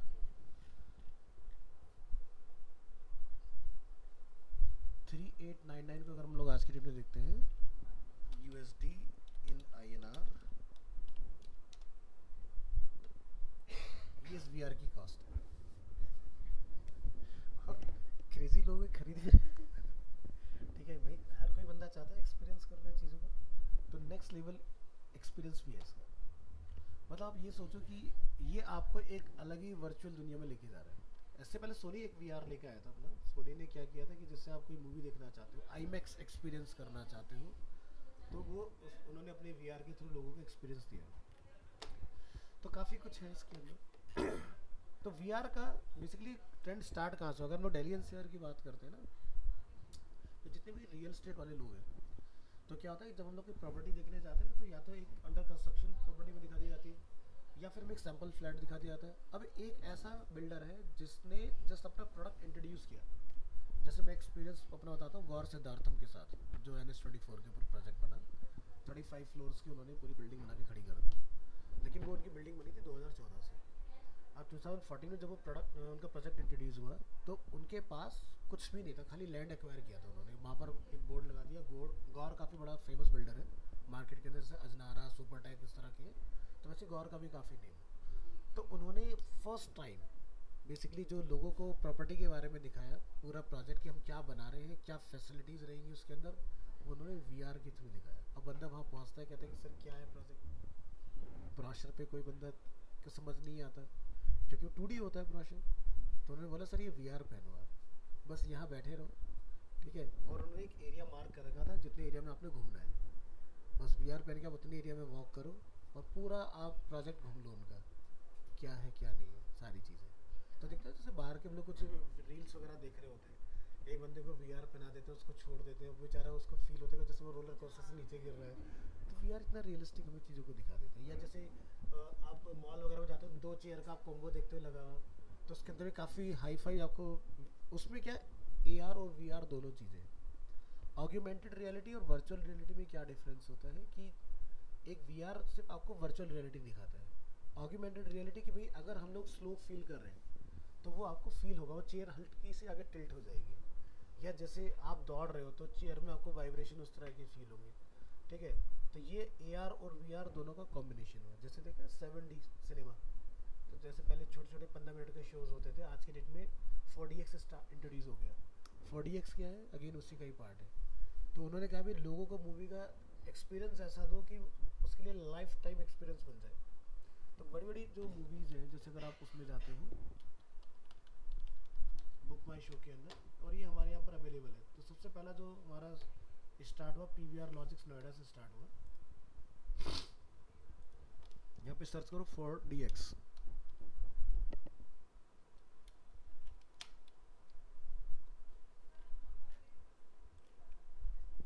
Sorry 4DX।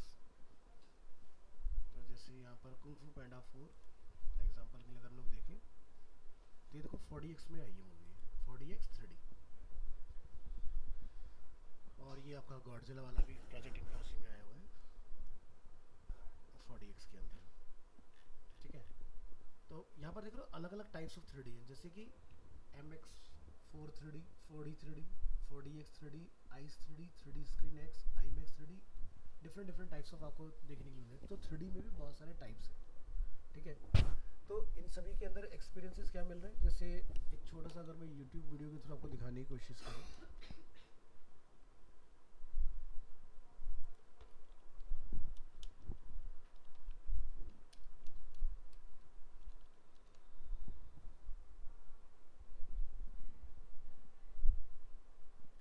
ये देख रहे हो? इतना तगड़ा मोमेंट होता है इनकी चेयर के अंदर, और आपको प्रॉपर सीट बेल्ट लगा के बैठना पड़ेगा ताकि आप नीचे ना गिर जाओ। चार के चेयर ब्लॉक होती है, मतलब जैसे आप जब थिएटर में जाओगे तो 4 सीट्स आपस में कनेक्टेड होंगी, और प्रॉपर आपको एक बढ़िया एक्सपीरियंस मिलता है। इसका मैं आपको एक वीडियो दिखाने की कोशिश करता हूँ। ये देखो,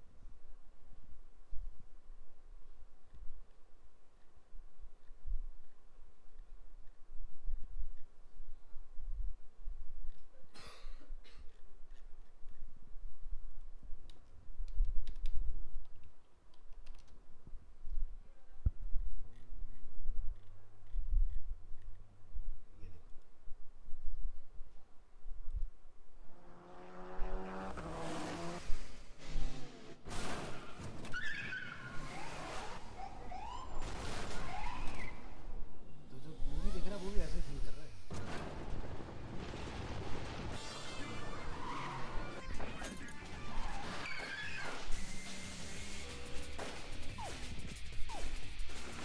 जो बुलेट्स आ रही है वो भी आपको फील होगी।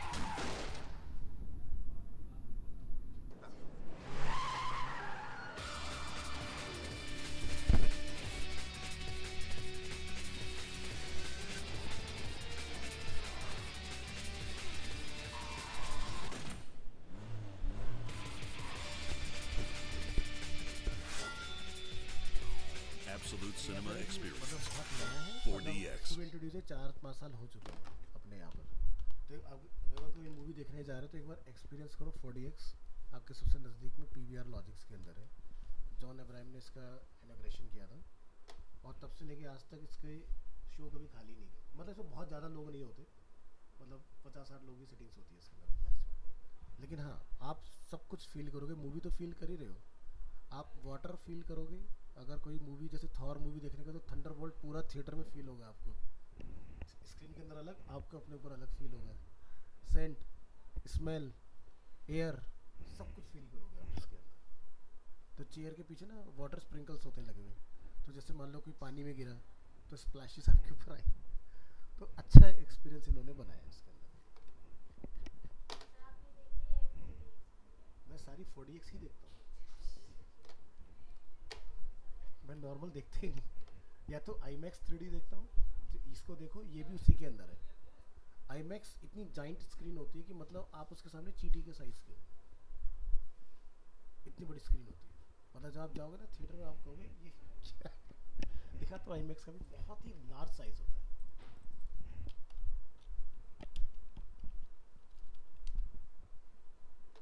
आप देख रहे हो कितनी कितने लोग बैठते हैं आईमैक्स के अंदर, ठीक है। ये देख रहे हो, ये इतना बड़ा इनका बैठने बैठने का सेटिंग अरेंजमेंट है खाली। स्क्रीन इतनी जंबो साइज़ की होगी, मतलब आप देख के नेक्स्ट लेवल एक्सपीरियंस। तो अपने यहाँ पर सबसे पहले ना आईमैक्स स्क्रीन था बहुत पहले, अगर मैं बात करूँ 2012 में इसके पास पैसिफिक मॉल इसमें अभी भी है, लेकिन इनका ना वो बंद हो गया, लेकिन इनके पास वो थिएटर अभी भी अवेलेबल है। लेकिन अभी क्या है, आईमैक्स के ना आपको पीवीआर के अंदर ही मिलेंगे ज़्यादातर से ज़्यादा स्क्रीन। आईमैक्स 3D बहुत बड़ा जंबो साइज होता है स्क्रीन का, बहुत बड़ा। आप देख सकते हैं, आइडिया देख लो, स्क्रीन और बंदा।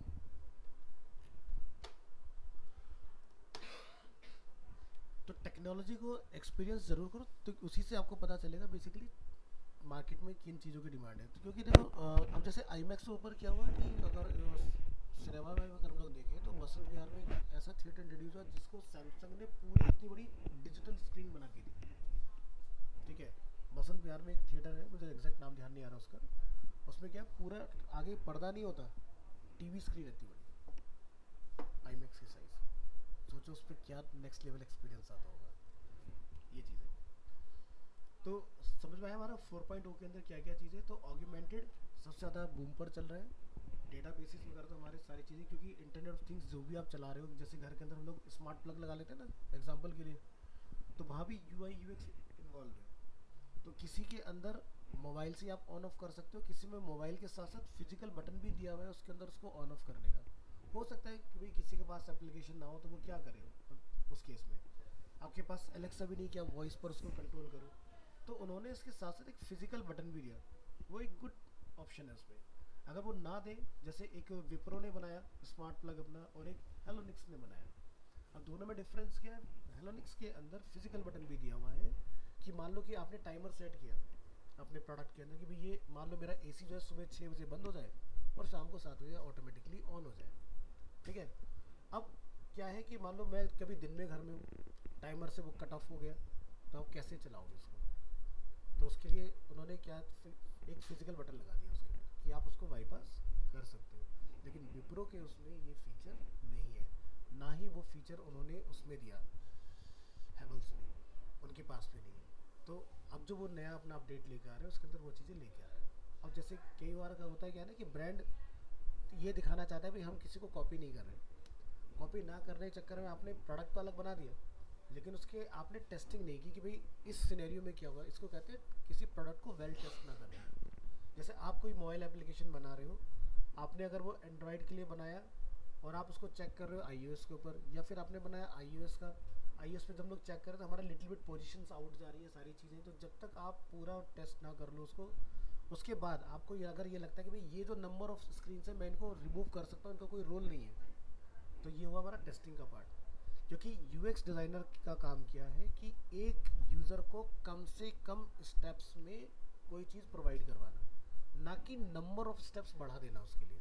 या तो वो क्लैरिटी दे रहे हो बहुत ज़्यादा नंबर ऑफ स्टेप्स तो समझ में आता है, या अगर वो क्लैरिटी नहीं दे रहे हैं लेकिन हम उसको अननेसेसरी लगाते जा रहे हैं कि जैसे हमने किसी और का एप्लीकेशन का रेफरेंस लिया और बनाना स्टार्ट कर दिया। तो यूआई डिज़ाइनर यही फॉल्ट सबसे ज़्यादा कर रहे हैं, क्योंकि वो रिसर्च ना करके सीधे डिज़ाइन पर काम करते हैं। एक ग्राफिक डिज़ाइनर जैसे निशा है हमारे बैच में, ये भी एक तरह की यूआई डिज़ाइनर ऑलरेडी है इस कोर्स को करने से पहले, लेकिन यूआई सीखने के बाद इसके डिज़ाइन में इम्प्रूवमेंट्स होंगी। एग्जांपल के तौर पर जब ये कोई सोशल मीडिया पोस्ट बनाएगी तो उसको ये पता होगा मुझे इमेज को लगाना कहाँ है। पता चला हम सोशल मीडिया पोस्ट तो बना ही रहे हैं स्टैटिक, लेकिन साथ में ढेर सारा कंटेंट भी लिख रहे हैं। तो सोशल मीडिया पोस्ट सिमिलर है बिल्कुल जो आप रोड्स के ऊपर होर्डिंग्स देखते हो। भाई बंदा तो ऐसे ही चलते जा रहा है ना।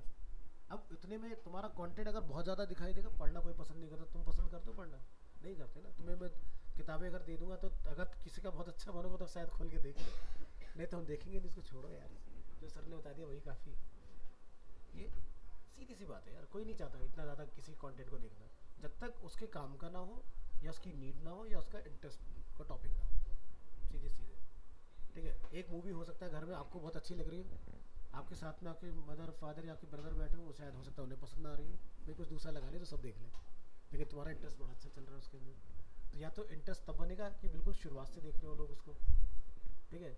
हम थिएटर जब मूवी एक्सपीरियंस करने जाते हैं तो हमारी चॉइस क्या होती है कि मूवी मूवी में कभी भी एंटर कर जाए या मूवी बिल्कुल स्टार्टिंग से देखें? क्यों? क्योंकि समझ नहीं आएगी फिर, आपका पैसा भी वेस्ट हुआ, टाइम भी वेस्ट हुआ, समझ कुछ आया नहीं, बाहर ब्लैंक निकल के आ रहे हैं, सब हंस रहे हैं, क्यों हंस रहे हैं हमें नहीं पता। जैसे एक मूवी आई थी इंसेप्शन, वो इतनी कॉम्प्लिकेटेड मूवी थी कि लोगों को 3-4 बार भी नहीं समझ पाए, लेकिन उसके विजुअल्स बड़े खतरनाक बनाए थे उन्होंने। अब मूवी अगर देखा जाए, हाँ, क्योंकि वो ड्रीम के अंदर ड्रीम के अंदर ड्रीम के अंदर ड्रीम के अंदर चल रहे हैं। अब यही नहीं पता कौन से लेवल का ड्रीम चल रहा है। बंदा अगर थिएटर में जरा सा एक दूसरे से बात कर ले तो पता चला वो दूसरे तीसरे ड्रीम में एंटर कर गए, तो नहीं समझ आई किसी को। लोग बाहर आ रहे ब्लैंक, लेकिन मूवी को ऑस्कर मिल गया। क्यों मिला? क्योंकि भाई जिन्होंने ऑस्कर दिया उन्होंने तो उसको ध्यान से देखा ना कि बेसिकली मूवी का कॉन्सेप्ट था क्या। आज भी आप मूवी को देख लो और 2 मिनट के लिए अपना ध्यान हटा लो, तुम्हें मूवी समझ ही नहीं आएगी वो चल क्या रहा है। और जब मूवी एंड होती पता चलता है ये तो अभी ड्रीम में ही है। तो इस तरह के भी प्रोजेक्ट्स बने और अवार्ड्स भी मिले उनको।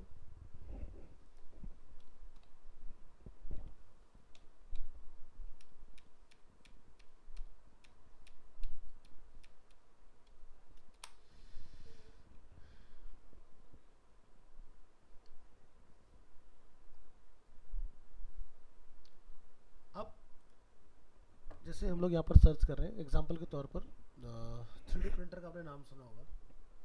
3D प्रिंटर्स ने बेसिकली क्या हुआ था, सबसे पहले मैकेनिकल्स लोगों की प्रॉब्लम्स को सॉल्व किया। मैकेनिकल्स मतलब कि जो ऑटोमोबाइल इंजीनियर्स हैं। अब ऑटोमोबाइल इंजीनियर का सबसे बड़ा पेन पॉइंट क्या होता है कि भाई उसको कोई आइडिया आया, ठीक है। अब वो आइडिया जो उसको आया और उसने ऑटोकैड के अंदर अपना ड्राइंग डिज़ाइन किया और डिज़ाइन करने के बाद वो लेके जाता है फिर उनके पास जो बेसिकली उसको डाई को बना के देते हैं। अब डाई बनाना सबसे एक्सपेंसिव काम होता है, ठीक है। एक ऐसा है कि भाई ये रिमोट आपको मान लो कि ब्लू स्टार का है, आपको वोल्टास में चाहिए तो ब्लू स्टार वाले बड़े इजीली इसको वोल्टास में बना देंगे। खाली लेवलिंग तो चेंज करना है, अंदर का मैकेनिज्म सेम होगा, खाली RFIDs होगी वो ट्यून करनी पड़ेगी, काम अपना हो गया, ठीक है। अब वोल्टास कहता नहीं मेरे को ये रिमोट अच्छा नहीं लग रहा, मेरे को ना कुछ ऐसा बना के दे दो, तो ये क्या हुआ, एक डाई हो गई अलग। सबसे पहले इसका एक मेन ब्लॉक बनेगा, फिर इसके थ्रू आपके जब ये डिज़ाइन अप्रूव हो जाएगा बनने के बाद, उसके बाद फिर इसकी और बहुत सारी डाई बनेगी क्योंकि हमें तो मास प्रोडक्शन करना है ना। तो क्या होता है कि सबसे बड़ा पेन पॉइंट होता है डाई यानी कि ब्लॉक बनाना, सबसे पहला ब्लॉक। या जैसे ये AC भी जो देख रहे हैं ये भी एक डाई एक तरह का। फिर सारे AC इसी के फॉर्म में डिज़ाइन हो गए हमारे। इससे क्या होता है जितने भी प्रोडक्ट्स हमारे बनते हैं वो यूनिवर्सल होते हैं। तो देखते हो जैसे मैकेनिकल्स में क्या होता है कि ऑटोमोबाइल में जब हम लोग किसी कार का या बाइक का इंजन जब हम लोग ओपन करते हैं तो उसके अंदर सो मैनी डिफरेंट मैकेनिज्म्स होते हैं, छोटे छोटे पार्ट्स। अब इलेक्ट्रिकल इंजीनियर्स हो या मैकेनिकल इंजीनियर्स हो, उनके लिए हर बार जाके उस डाई को बनवाना एक बड़ा ही एक्सपेंसिव काम हो जाता है। तो वो लोग क्या यूज़ करने लगे आज की डेट में, ये आपका 3D प्रिंटिंग सिस्टम, ठीक है। और 3D प्रिंटिंग होने से फ़ायदा क्या है, मान लो मैंने एक 3D के अंदर रिमोट डिज़ाइन किया, अच्छा लगेगा नहीं लगेगा, आप सारी चीज़ें अलग अलग से प्रिंट कर लोगे और उसको आप फंक्शनिंग भी कर लोगे। आपको प्रोटोटाइप को समझ में आया, ये क्या बताया प्रोटोटाइप, क्योंकि फाइनल प्रोडक्ट तो है नहीं है। अब मैंने इसको क्लाइंट को दिखाया जिसको वो प्रोडक्ट चाहिए, उसको समझ में आया हैंडी, हाँ ठीक है, फिर उसका वो डाई बनवाएंगे। तो यानी कि आपकी जो ट्रायल की कॉस्ट थी वो बच गई। तो 3D प्रिंटिंग से आज की डेट में बहुत सारी प्रॉब्लम सॉल्व हो रही हैं। इवन दो कि आप जो हैंडीकैप लोग हैं, ठीक है, जिनको एक प्रोस्टेट की यूज़ होती है, लाइक मेरे को प्रोस्टेट एक हैंड की रिक्वायरमेंट है, तो वो भी आपका 3D प्रिंटिंग हो रहा है मेडिकल में, ठीक है। या फिर अगर हम लोग देखते हैं कि घर जो है आज की डेट में वो 3D प्रिंटेड स्टार्ट हो चुके हैं। इवन इंडिया में भी 3D प्रिंटेड घर स्टार्ट हो गए हैं। मतलब आप प्रिंट करो, असेंबल कर लो, बस उसके अंदर मटेरियल आप बताओ क्या चाहिए। अब इससे फ़ायदा क्या है, एक घर को बनने जहाँ 1 से 2 या 3 महीने लग जाते हैं, तो 3D प्रिंटिंग में क्या होगा कि भाई आपने एक बार ड्राइंग अपने रोबोट के अंदर डाला, जो प्रिंटिंग वाला मैकेनिज्म है वो आपका उसी हिसाब से वो सारा का सारा प्रिंटिंग प्रोसेस करते जाएगा। जैसे एक एग्जांपल से समझे,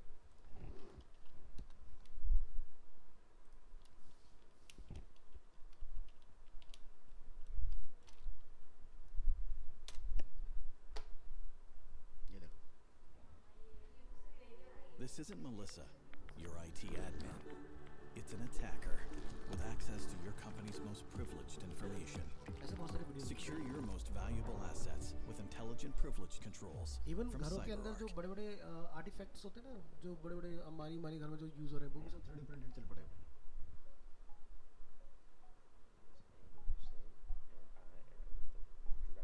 तो हाँ क्यों नहीं होगा,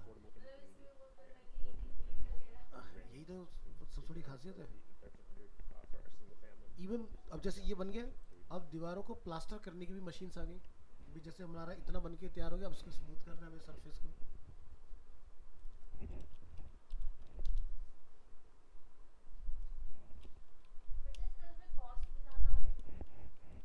नहीं आती,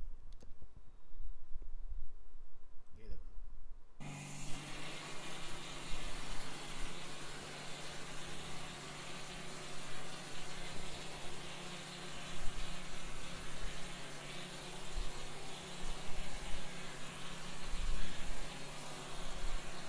अब वॉल बन के तैयार हो गई, तो उसके बाद उस पर कुछ तुम्हें पेंटिंग के लिए चाहिए होगा। तो एक तो था पेंट करने वाला मैकेनिज्म, एक होता है कि जैसे इस तरह का मुझे ड्राइंग कोई प्रिंट करना है, तो वॉल प्रिंटर्स भी आ गए। ठीक है भाई, सीधी सी बात है, हर बंदा एक लेवल अप जा रहा है टेक्नोलॉजी को लेके। देखो देखो,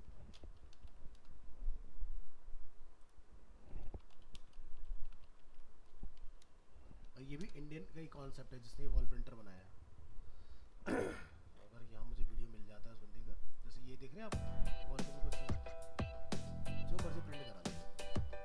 अब ये सिर्फ वॉल नहीं, ग्लास पे भी प्रिंट कर सकता है, किसी भी सरफेस पे, आपका टाइल हो, सेरामिक हो, जो मर्जी हो, इससे मतलब नहीं, प्रिंट कर देगा और रहेगा भी इसकी लाइफ, ऐसा नहीं कि मिट जाएगा। इसका फ़ायदा क्या है कि मतलब आपका ना तो कोई मेजरमेंट का सिस्टम रहा, आपने अपने घर पे मशीन मंगवाया, जो मर्जी वॉल पे अपना बनवाना है बनवा लो। क्योंकि आप जनरली क्या होता है, जब लोग किसी चीज़ के ऊपर प्रिंट करवाते हैं ना, जैसे विनाइल, ये विनाइल है, तो इसका क्या एक साइज़ होता है, लेकिन मेरी वॉल का तो साइज़ कुछ डिफरेंट होगा ना। जैसे ये स्क्वायर है, इस साइज़ की विनाइल आती नहीं है, अब आप 2 जॉइंट में बनवाओगे इसको, लेकिन यहाँ क्या होगा, सिंगल जॉइंट में बहुत ही खूबसूरत बन जाएगा। तो जैसे वॉलपेपर देखते हो ना, घर में लोग तो पेस्ट कराते हैं, अब वॉलपेपर का ट्रेंड खत्म हो रहा है, आप सीधे वॉल पर ही सीधे प्रिंट करा लो जो तुम्हें डिज़ाइन चाहिए। कंप्यूटर में पूरा पैटर्न बनाओ, मशीन को दो, सब सेट। बस खाली आपको इसका नीचे एक रेल लगाना पड़ेगा, जिसके ऊपर ये वो होकर काम करता है। और यहाँ नोएडा वगैरह में मिलने अवेलेबल हो गई मशीन, ले सकते, इंडिया मार्ट पे सर्च करके मिलेगा।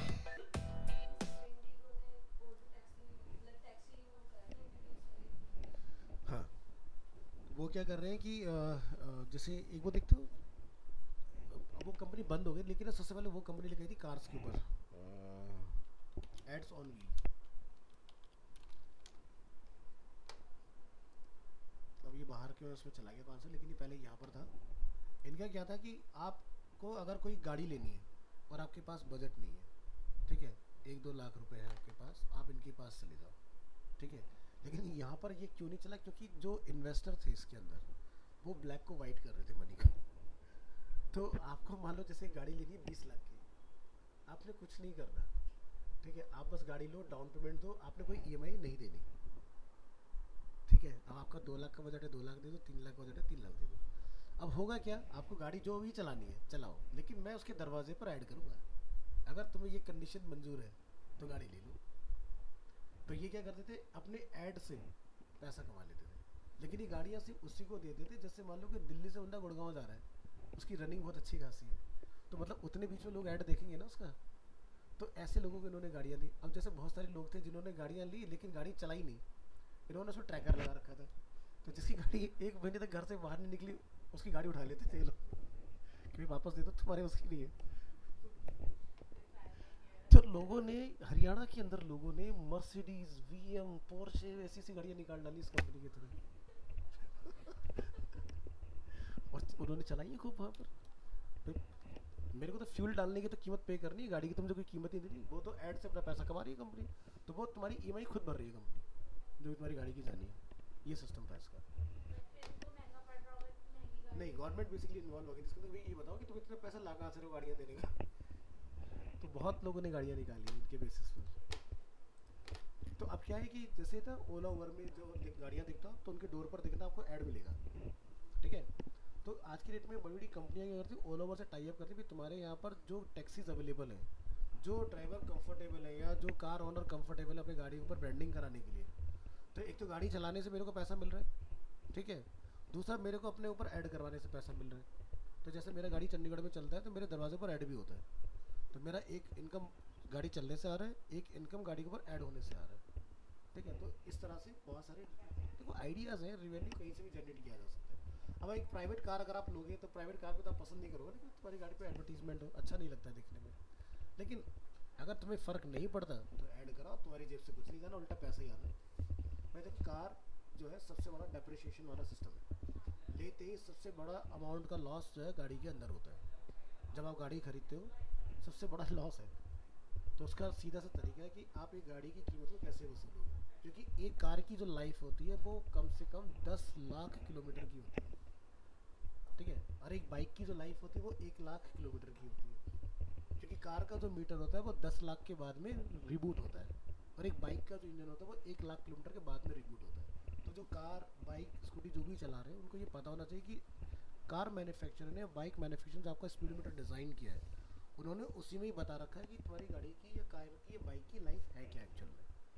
तो आप देखोगे ना तो 9,09,999 जैसी किलोमीटर आपके पूरे हो गए, यानी कि आपकी गाड़ी की एक तरह से लाइफ पूरी हो गई। और ये ऐसा नहीं कोई टोयोटा जैसी गाड़ी होगी, हर गाड़ी की, इवन दो मारुति की भी गाड़ी की अपनी लाइफ ऐसी ही है। मेरी एक कैब है जो चल चुकी है 5 लाख किलोमीटर, और गाड़ी के अंदर आज तक कुछ भी काम नहीं हुआ। 5 लाख किलोमीटर चल चुकी है, ना तो कोई क्लच ना कोई इसमें गियर का काम, जस्ट सर्विस टाइम पर होती है। 10,000 किलोमीटर चलती है मस्त आराम से, ऑयल अच्छा डलाओ, गाड़ी की लाइफ बहुत अच्छी होती है। तो चाइना के अंदर इस तरह की बहुत सारी कंपनियां हैं जो सिर्फ और सिर्फ मोबाइल एड्स करती हैं। मोबाइल एड की कॉस्ट ज़्यादा होती है। जैसे एग्जांपल के लिए हम लोग अगर बाहर देखें तो रोड पर अगर कोई ऐड लगा तो एक जगह रुका हुआ ऐड है ना, जो वहाँ से गुजरेगा वो देखेगा। तो अब यहाँ देखते हो अपने इंडिया में ई रिक्शा के पीछे एडवर्टीजमेंट, ऑटो के पीछे एडवर्टीजमेंट, ठीक है। तो इनकी पेमेंट ज़्यादा मिलती है, क्यों भैया वो ऑटो जो है वो गली गली में घूम रहा है, ठीक है। ई रिक्शा उससे तंग गली में घूम सकता है, ठीक है। उससे बड़े में फिर आपकी जो आपके देखते हो ये कार बसेज आते हैं, जो डीटीसी की बसेज है उसके पीछे भी आपको ऐड दिखाई देता है। अब जैसे कैंपेन आता है इलेक्शंस वगैरह का, तो आप क्या देखते हो, पूरी पूरी बस रैप कर दी जाती है। उससे बड़ा जो हाइपर ऐड चल रहा है वो मेट्रो के ऊपर चल रहा है। देखते हो कोई कोई मेट्रो पूरी रैप होती है 2 करोड़ रुपये लगते हैं एक मेट्रो को रैप कराने में, ठीक है। 2 करोड़ रुपये लगा के एक मेट्रो रैप होती है, क्योंकि हमने मेट्रो के लिए काम किया हुआ है। तो एक ना आपका जो ये स्ट्रिंग जो ड्रिंक है जो आजकल में काफ़ी पॉपुलर हुआ है, तो इसका सबसे पहले हम लोगों ने पैंडेमिक के टाइम में एडवर्टीजमेंट किया था। पूरी मेट्रो, नोएडा वाली मेट्रो पे किया था। नोएडा से पूरा वो जाती थी द्वारका तक।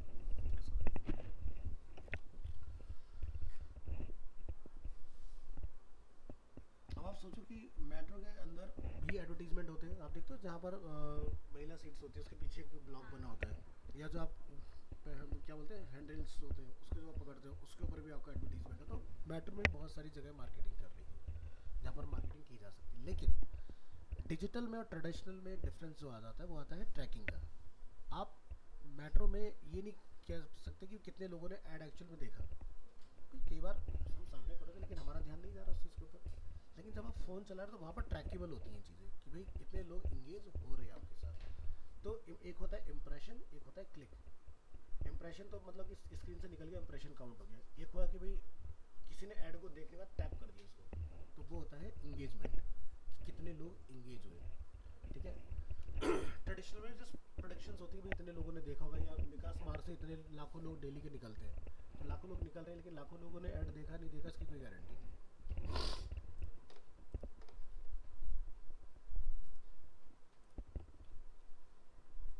तो इंडिया में आपके 3D प्रिंटेड हाउस स्टार्ट हो चुके हैं यहाँ भी, जो आप देखते हो ना ऑर्गेनिक हाउसेस के नाम से आपको बहुत सारे वो मिल जाएंगे। रेडीमेड घर आपको मिल जाएंगे जिसमें आप मल्टी फ्लोर घर बना सकते हो असेंबल्ड। या जैसे एक है संदीप त्यागी जो बेसिकली उन्होंने स्टार्ट किया है कि आप अपने रूफ टॉप के ऊपर अगर अपना कोई घर और बनाना चाहते हो और आप चाहते हो कि बिना कंक्रीट के बेसिकली घर बन के तैयार हो जाए, तो वो सिस्टम वो लेके आ चुके हैं। इवन आज के लिए हरियाणा में जो घर बन रहे हैं वो सीमेंट कंक्रीट के नहीं बन रहे हैं, वो सारा कुछ जो है उनका आपका MS यानी कि आपका लोहे से स्ट्रक्चर पूरा बन के तैयार हो रहा है। 1 फ्लोर 2 फ्लोर 3 फ्लोर जितना भी घर बना रहे हैं सब उसी पर है। कंक्रीट का सिस्टम धीरे धीरे खत्म हो रहा है क्योंकि ये घर हैवी होते हैं और 20 साल के बाद ये ना क्रैक होने लग जाते हैं। आप देखना सीमेंटेड जो घर होते हैं उसकी लाइफ बहुत ज़्यादा अच्छी नहीं होती, 100 साल में तो घर खत्म ही हो जाता है, मतलब कि उसकी गारंटी नहीं कब गिर जाए। और जो बिल्डर आज के डेट में दिल्ली एनसीआर में बना के दे रहे हैं वो तो 15 साल चल रहे हैं, बहुत बड़ी बात है। वो तो उनका कॉस्ट, उसके अंदर उनका इतना प्रॉफिट वगैरह रहती है सारी चीज़ें, इसका जवाब नहीं।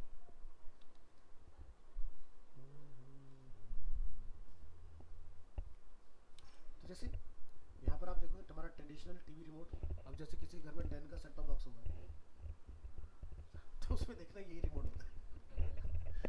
दिन का जो सेट टॉप बॉक्स आता है, और वहीं पर जब आप एयरटेल का वो देखते हो रिमोट, तो उसका कुछ इस तरह का आता है, DTH का जो हम लोग देखते हैं ना। सो creativity is important in today business world. Is this good और बैड डिज़ाइन? ठीक है, अब यहाँ पर इतने सारे फीचर्स हैं, मतलब बंदे को ना तो कभी इसमें नेक्स्ट की फॉरवर्ड की जरूरत। इन्होंने क्या करा, सब सेट टॉप बॉक्स के लिए एक ही रिमोट बना दिया। तो इन्होंने क्या करा, एक तरह से देखा जाए इन्होंने रिमोट मैन्युफैक्चरिंग की कॉस्ट घटा ली, लेकिन एंड यूज़र को तो आपने कंफ्यूज कर दिया ना। तो वो बेचारा लगा पड़ा है ढूंढने में, भाई मेरे में फॉरवर्ड हो, ये सब चीज़ें काम क्यों नहीं कर रही। वो लगा बेचारा कंफ्यूज है। अरे ये 4 बटन तो किसी ने यूज़ ही नहीं करे अपनी अक्खा लाइफ में। ये होते हैं बेसिकली, मैं बताता हूँ, अगर आपके टीवी के अंदर आपने CCTV कैमरा अगर डायरेक्ट कनेक्ट किया हुआ है तब आते काम में, अदरवाइज ये कभी काम में ही नहीं आते हमारे। ठीक है,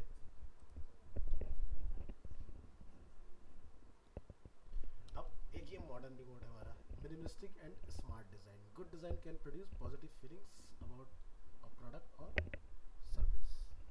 सो मैंने आपको एग्जांपल्स ऐसे बता दिए कि good UX versus bad UX।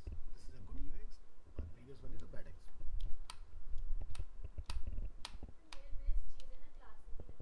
हाँ, अब जैसे एप्पल का जब सबसे पहला जो मॉडल आया था, तो उन्होंने एक बटन बनाया था उसके अंदर, और वो भी बटन बड़ा था, कमाल का था, ऐसा ही था फ्लैट, वो भी डेप्थ वाला बटन था जो बीच में आया था ना। तो बड़ा अमेजिंग एक्सपीरियंस था उस वाले बटन का। ठीक है, कि हाँ भाई ये आईफोन है। ठीक है, क्योंकि एप्पल ने इंट्रोड्यूस किया। अब जो उनका आईपॉड आता था उसमें भी ऐसे ही एक्सपीरियंस आता था सेम।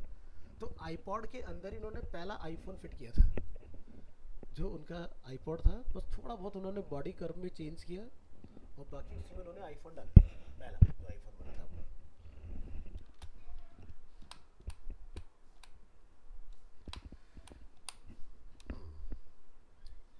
तो नेक्स्ट क्लास हम लोग स्टार्ट करेंगे इसके बारे में पूरा इन डेप्थ, कि भाई आपका UX है क्या, और इसके अंदर हमारे जो टॉपिक्स रहेंगे वो काफ़ी सारे हैं जो हम लोग कवर अप करने वाले हैं।